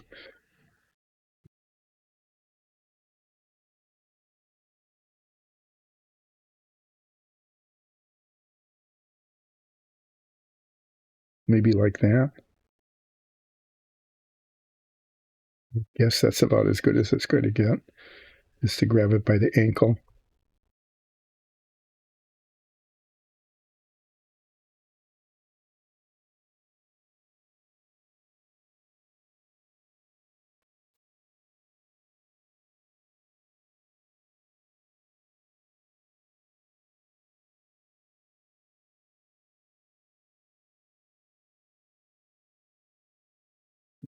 Painted green from, because it was holding, yeah, that's what I'm going to have to do there.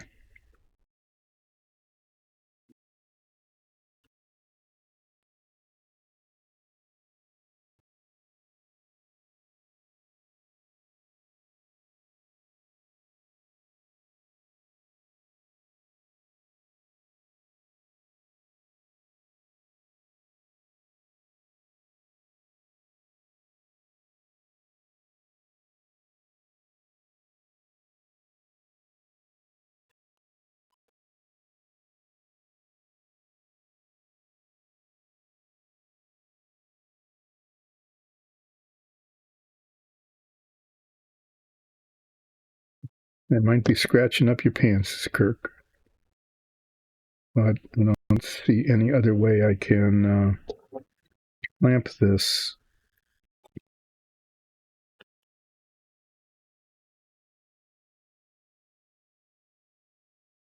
Wow. Yep. Poorly done.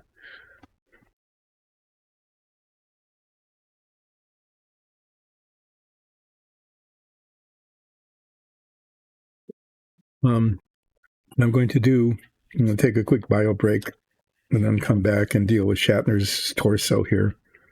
I want to just let you watch this stuff. You could just watch it, just sit here, and I'll be back in less than 5 minutes. Be right back.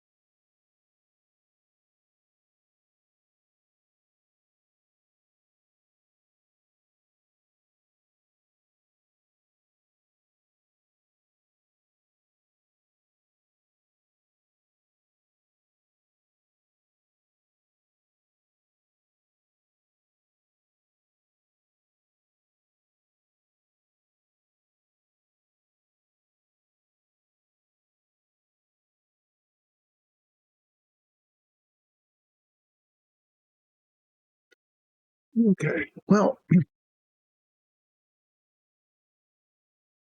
yeah. This is an altogether unhappy creature. I'm going to sand down the toes a little bit, like I did the other ones, because the plastic kind of gets in the way of the edges here.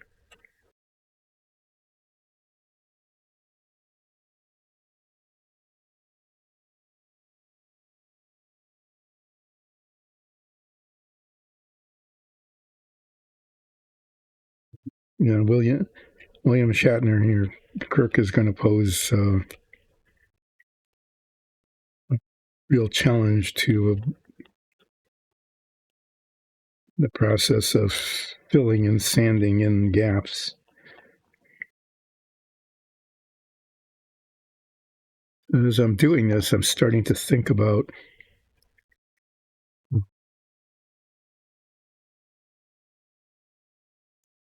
painting them. The spark is light blue. I think I've got a color that would work. The yellow, I'm going to have to check my color chart. I don't know if I've got a yellow that's going to work for Sulu and Kirk.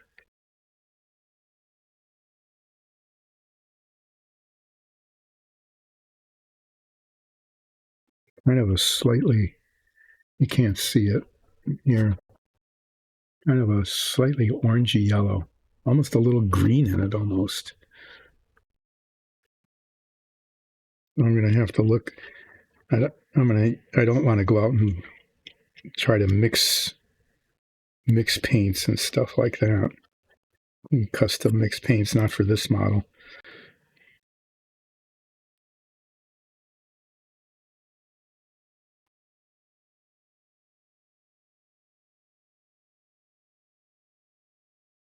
So looking forward to Wednesday. On Wednesday, I'm going to be unmasking the control panels and then remasking them. I'll be unmasking the tops because I'll have painted the bottoms, and then I'll be masking the bottom and the top so that I can paint the middle. And after I'm done painting the middle, assuming it came out looking not horrible, then I'll be applying a bajillion. That's a real number. A huge number of decals, one at a time, hopefully very carefully selecting which numbers go on which ones, because instructions are pretty explicit about which decals go where.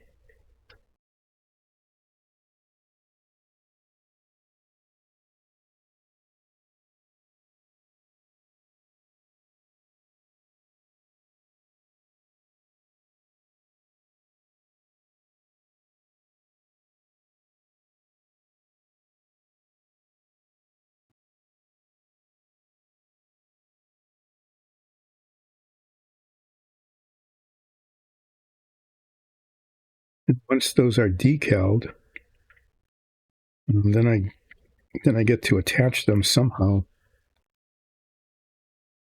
to the circular base.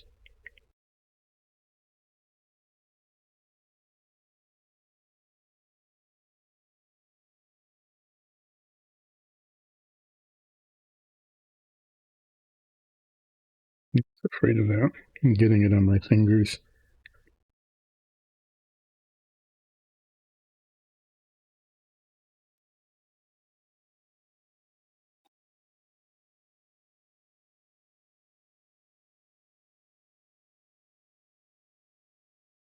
Shatner was always the most difficult person on the crew, so it seems altogether appropriate that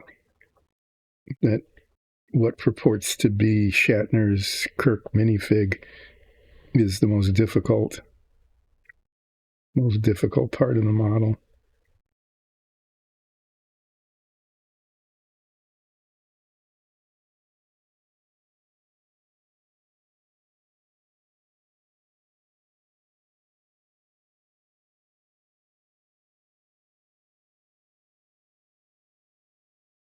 Stick these together.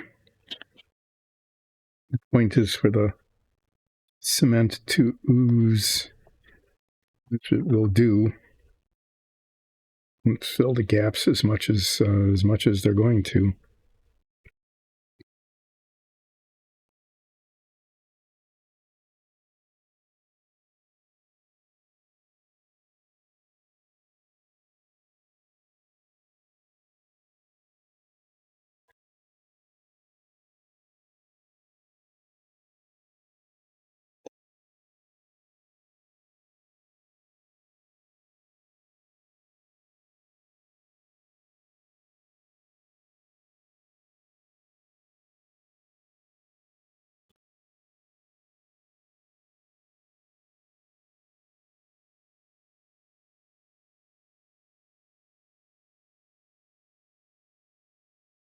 got cement everywhere. This is really quite messy, but it will be sanded.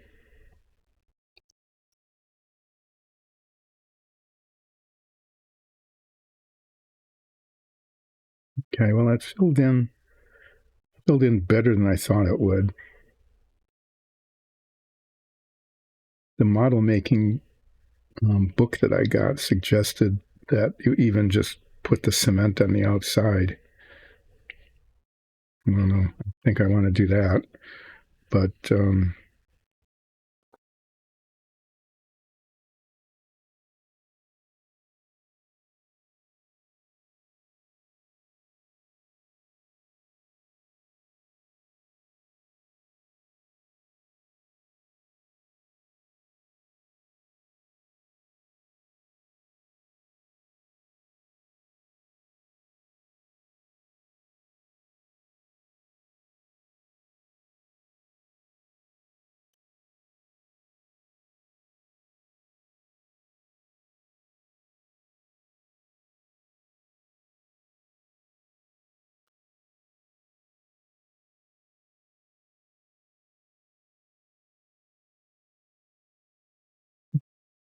it's not as terrible as I feared. It's not as good as it could be. And there's still some pretty significant gaps here. Stick some more clamps on it.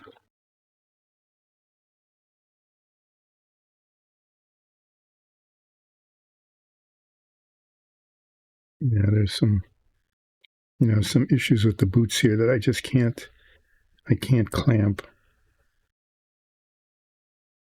And there's some misalignment going on, but there's enough plastic on the model that I can just deal with the misalignment.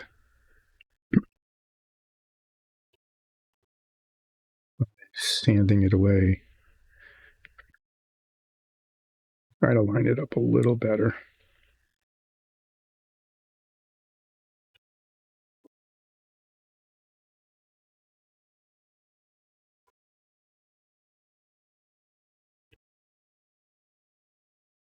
It looks pretty weird, doesn't it?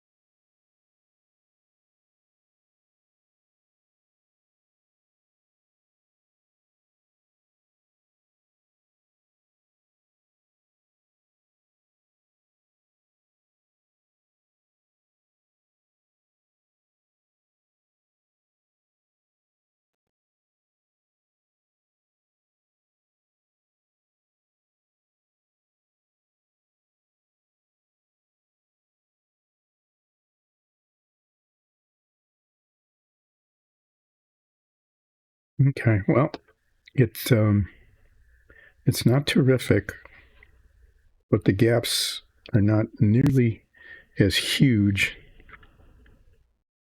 as they were before. So I'm going to sand it down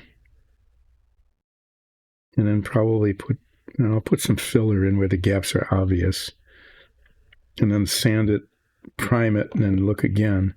Sometimes the seams don't show until actually it's been painted and primed. Let me I'm just going to clean things up somewhat here.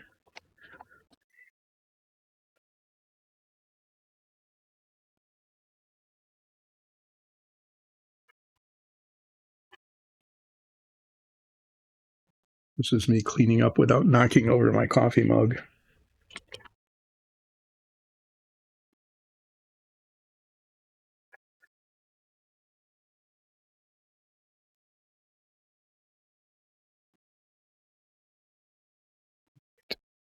You can just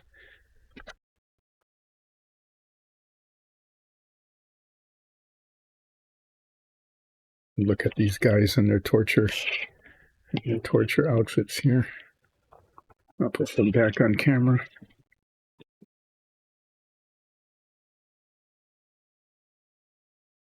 This was the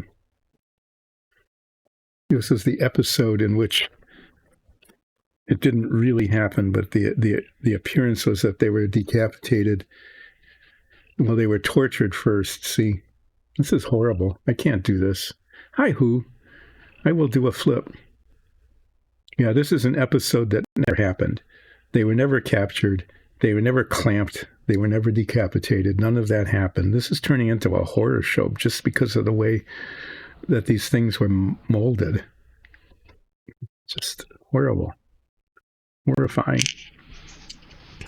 What I'm going to do next is I'm going to clean the Kirk's arms here after I do a little flip.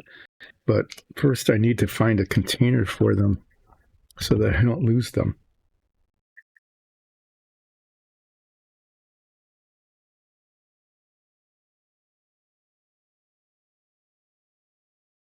I need to flip something without knocking into these, so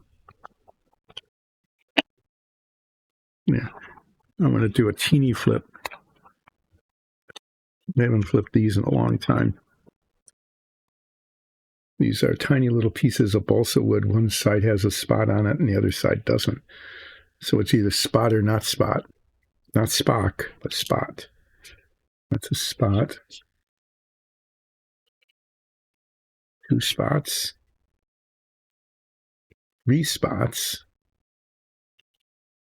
4 spots. What's up with this? Not spot. Not spot. 4 to 2. Okay, that's not bad.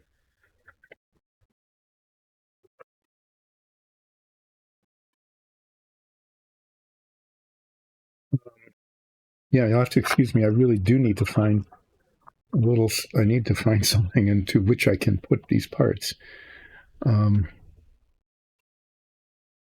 really cool closed, this is a really good closed container, but I've got paint in it and I've ruined it. So I can't use it again for anything.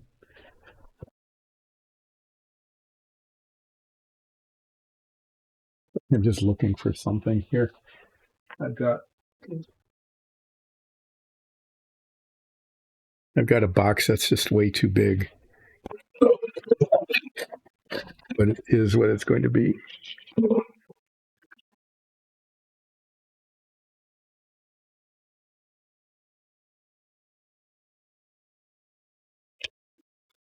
I'm going to clean up these arms, and then I'm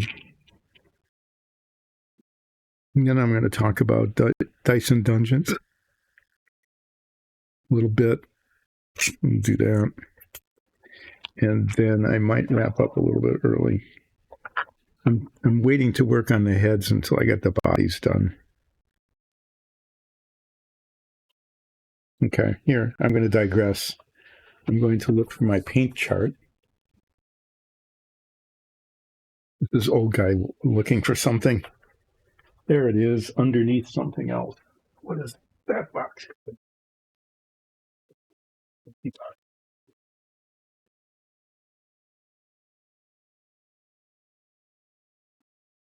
This is me wasting some time. Well, it's not really a waste of time, but it's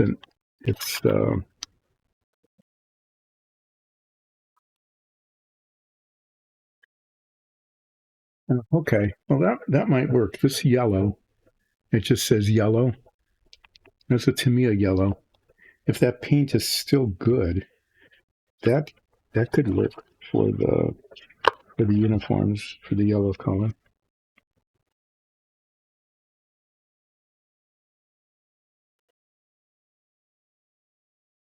Got a lot of other yellows also.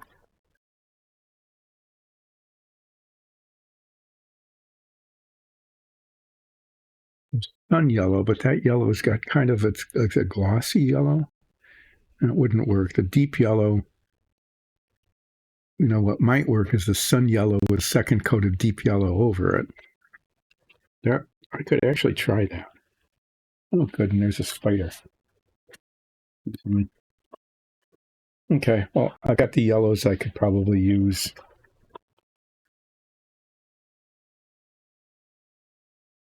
And then I need a blue. Blue for Spock. Light blue might work. A little bit too gray. It's a nice color, but it's a little gray.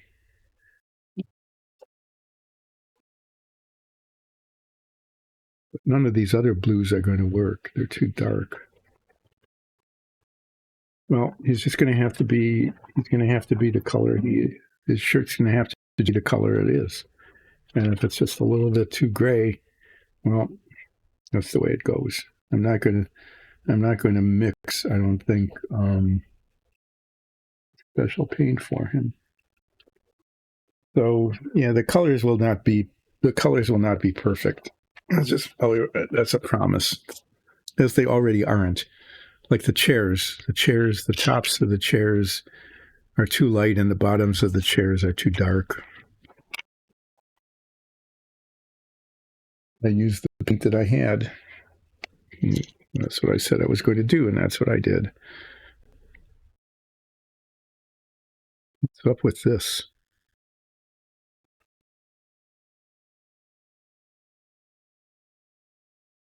Sorts of excess plastic on this.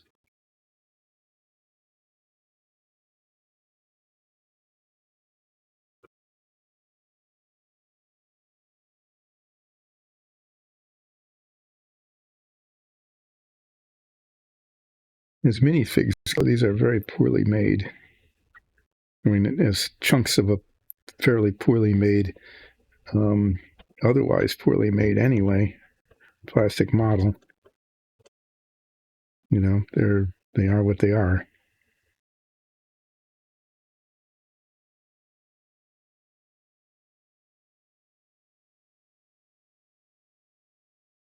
Can't tell if that's just excess plastic or if he's pointing at something. Maybe there's no thumb. There's a thumb underneath.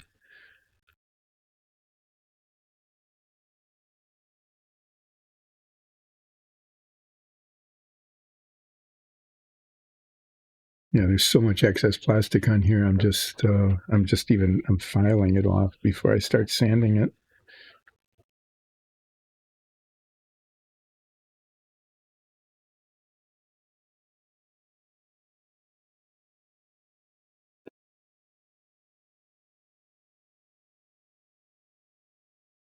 Probably should be using a finer grit sandpaper.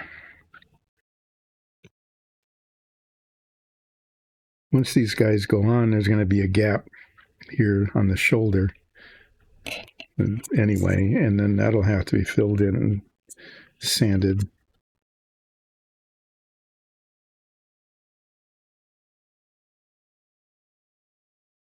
So what I'm doing, I'm not going to finish sanding that because that'll happen later, but I want the plastic to at least be out of the way so that there's a chance that it will fit without leaving too much of a gap.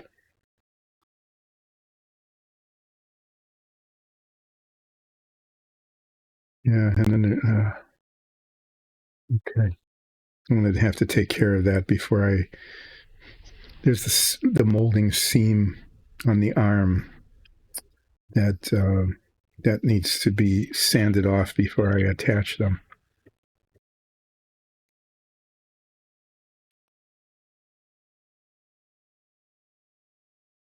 The kind of thing that's really hard to see, and then it's painted, and then it's obvious, and then it's I need to take it apart and re-sand it.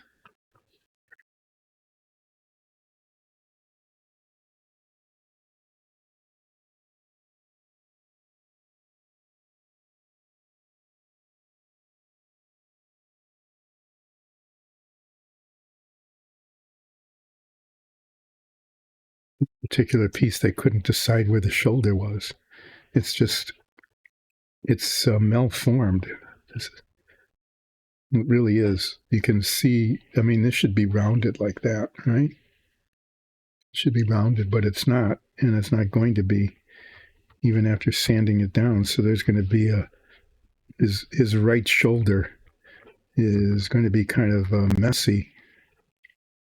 It'll need some filling and shaping because it's just poorly made.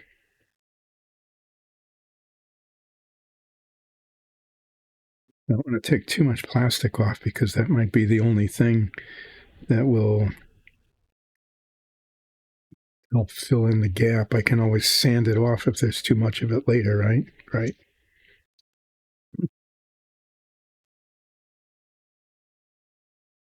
That's one thing I have found to be true is that easier and it looks better to get rid of excess plastic later than it is to fill in a gap. And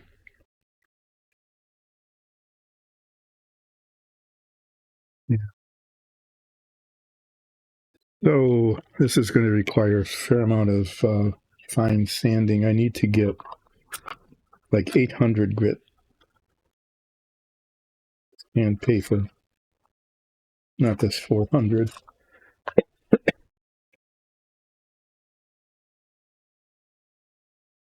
No, this 1,000 will work. I'll just use this.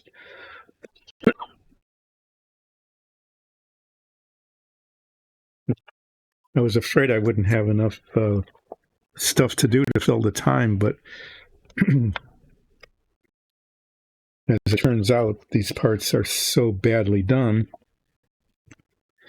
that they're providing more than enough opportunity to fill the time.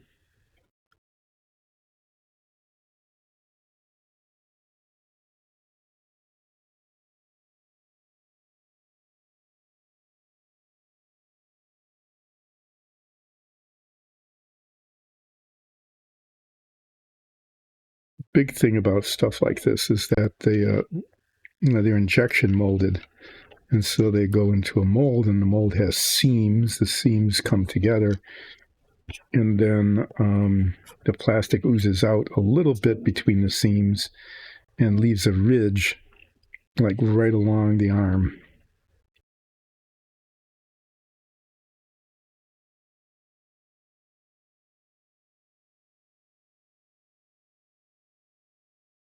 In this case, right along the arm and along the side of the hand.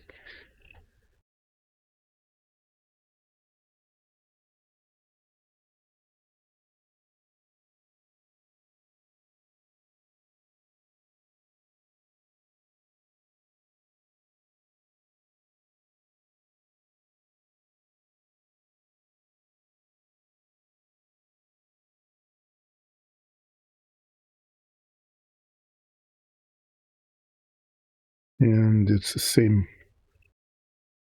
color as everything else, so it's really hard to see.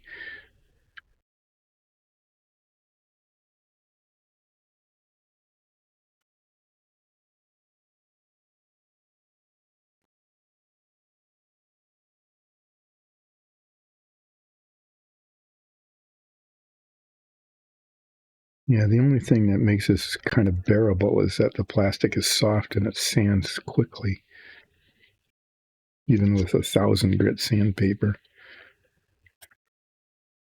And part of it is just getting the angle right. Like from the other side, you couldn't see that there's a line right along here.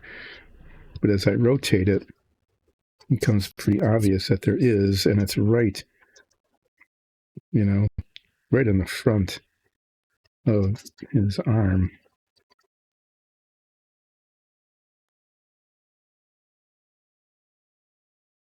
In a place where it's just going to be it's going to be really obvious. And it's also in a place that's very hard to hold. That doesn't help.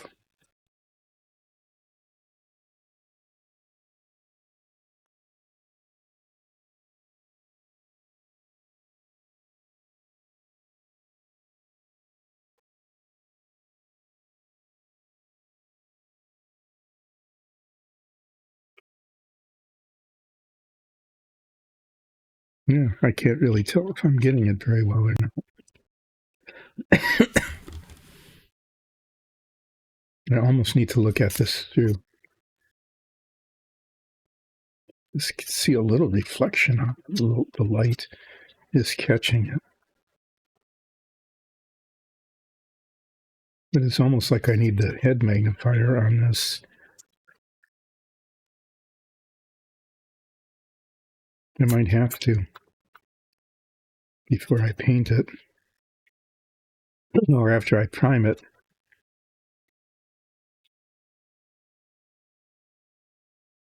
Theme is right down the top of his arm. Excuse me. And in these little cuffs.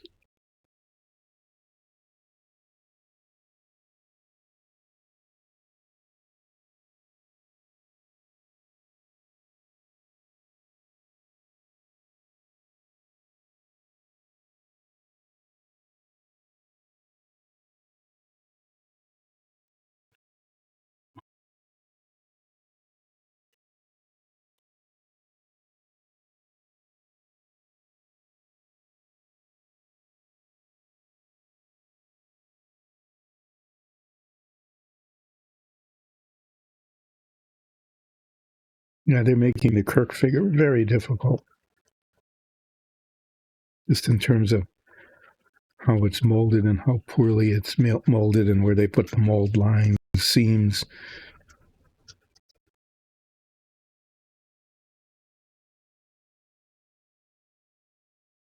In like the most obvious places.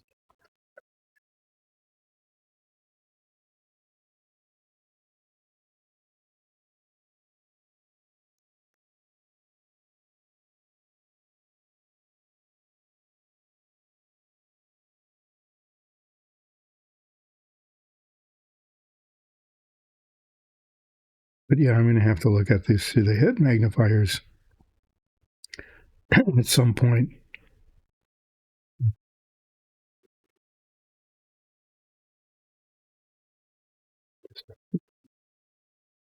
I mean, it's better than it was when I started sanding it, but it's really hard to tell. But I'm not going to do that today yet.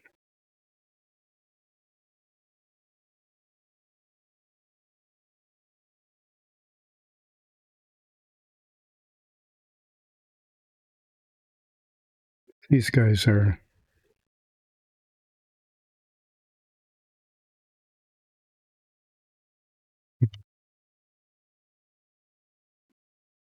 muttering to myself about when I'm going to get this done, because the seam lines are just, in a really difficult place.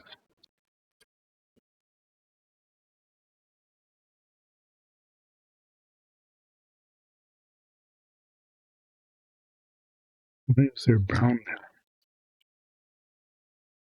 Because there's a little piece of cardboard. Okay, I'm really sorry. I'm just muttering to myself a lot about it as I'm trying to shape this plastic and not really being able to see it very well. Like the bottom, the back here, that has to be taken care of.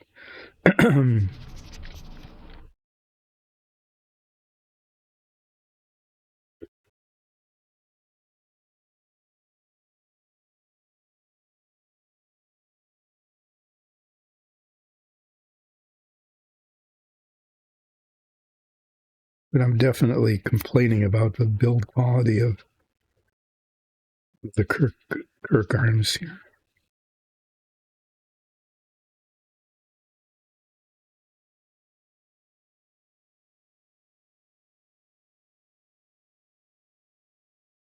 It goes through the middle of the hand.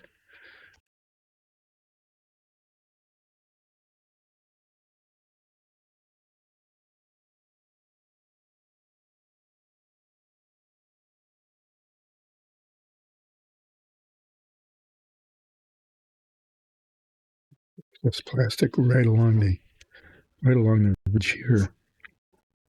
That's definitely got to go.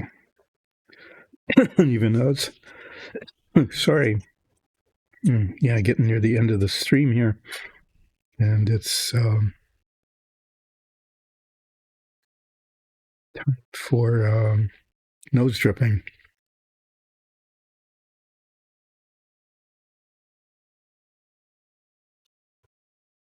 I don't know if you can see it, but there's this, like this lip.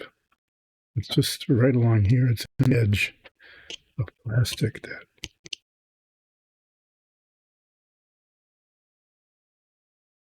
pretty significant, and it's right where it shouldn't be.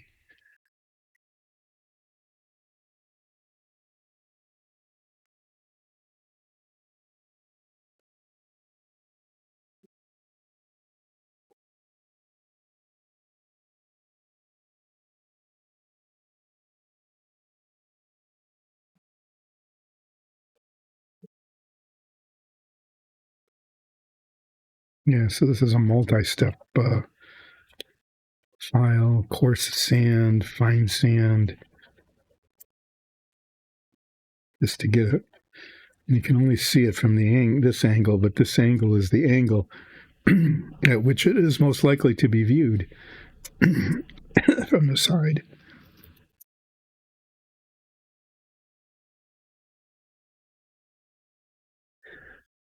AMT Ertle. When you made this thing, you didn't make it very well.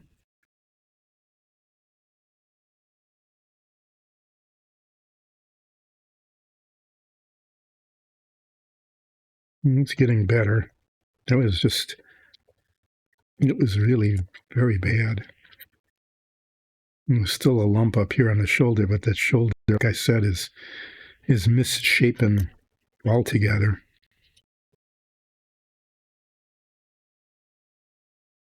I'm going to say that what I've done here today on the arms is like a first pass. It's like the rough sanding almost, even though I'm using kind of very fine sandpaper for parts of it. It's because I'm going to have to get, earlier in the stream, and my eyesight is a little more focused on Wednesday. I'm going to get out the head magnifiers and especially like the tops of the arms here that are really hard to reach and are kind of hard to see. Because I rotate this, I couldn't see it before, but there's a ridge right across the top of its hand right here, a huge ridge of plastic. And so what's going to have to happen is not only will I need magnification, but I'm going to have to rotate this under kind of a brighter light.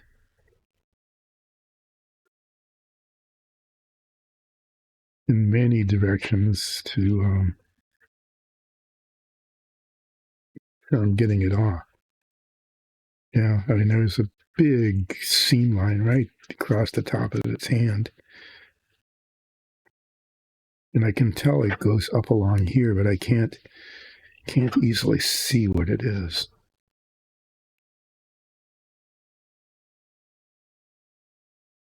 And the thing is, it looks like it's smooth, like I got it. But sometimes it looks like that, and then it's painted, and then it's, I didn't.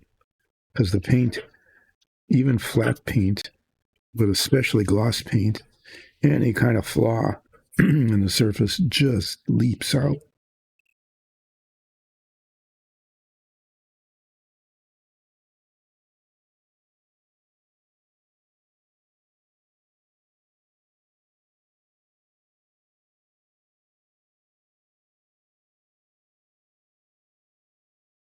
Yeah, that's about as good as I can get it today.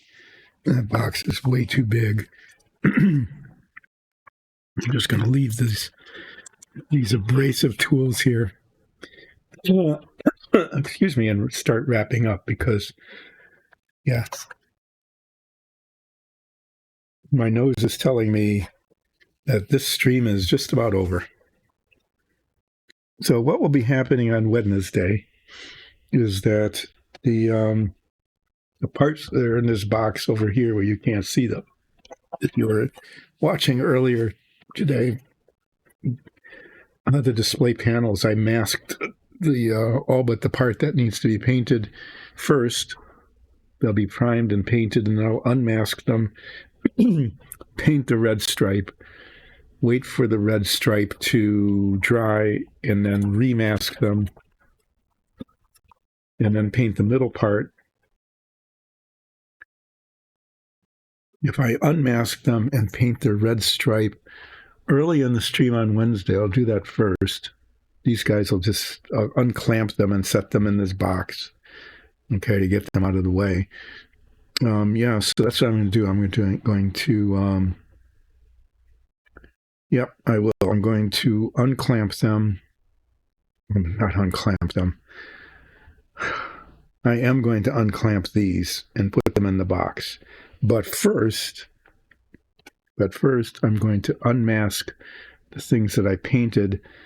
I will have painted them either today or tomorrow, or both today and tomorrow, but by Wednesday morning, they'll be dry, and I will unmask them and paint the red stripe here. I was hoping to not paint the red stripe, okay, but then I got pictures of what the bridge set actually looked like, and there was a red stripe. I can't avoid it. So I'm going to paint the red stripe. These bottom parts will be painted. Those things are decals. Those go on later. So these will be painted this color, okay, slightly off-white. I'll paint the red stripes, wait, and then like an hour later, that will be dry, and then I'll be masking across the top of the red stripe, okay, and across the bottoms of the panels so that the tops and the bottoms are masked, leaving this part open to be painted this color. Okay. And those are, they're fairly straightforward masking, I think. Excuse me. But the masking will be important, especially under here. That'll be fairly easy. I'm just going to mask across the top. Okay, that's a nice flat, even surface. These stripes are a little bit more difficult because they're very narrow. There's not much there. So I'll be putting a strip of tape across those, and then covering the bottoms of this with maybe wider pieces of tape, and then some paper. So yeah, and then I'm going to unclamp these guys.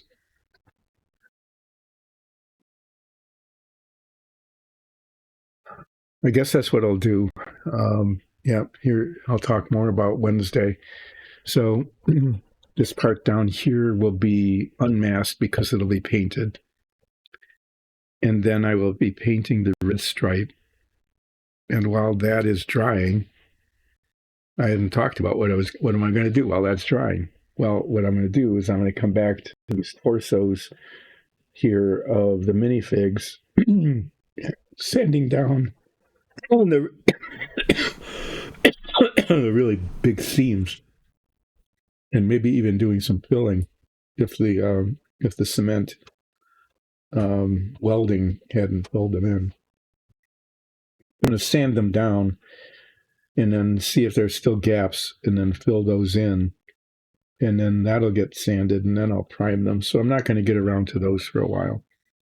But on Wednesday, I should be able to unmask this, paint the red stripe, sand down at least the rough sanding of the minifig torsos and the arm, and then remask these so that on Thursday I can paint this, okay? And on Friday, if everything goes well, when I unmask it, this will be dark metallic. This will be a nice clean-edged red stripe. This will be untouched. This will be untouched. And then I can start putting the decals on, which there's so many of them, it may end up taking the entire 2.5 hours just to put decals. Well, I've got stuff to do then. I've got stuff to do on Wednesday. Hopefully the painting of these parts works okay. And then there's just a whole lot of prep work to be done on these figures, especially this one. Yeah, I can see like the toes of his boots. After those are sanded down, there may or may not still be a gap on it. I'm going to wrap up a little bit early here today because I've really done pretty much all I can do with the material I've got here. And I know what needs to be done between now and Wednesday, and I'm going to be unmasking. I'm going to actually be doing a little bit of painting on Wednesday, doing a whole lot more masking, and then sanding and filling, and then sanding. We'll see. I might even get so far as to get the heads and start working on those. Yeah, that's it.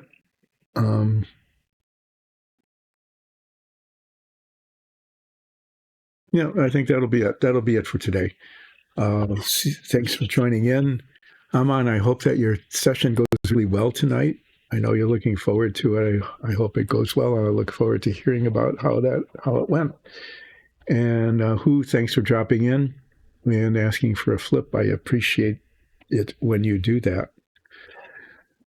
I feel tired and stuffed up. I guess it's time to stop. Happy Monday. See you Wednesday.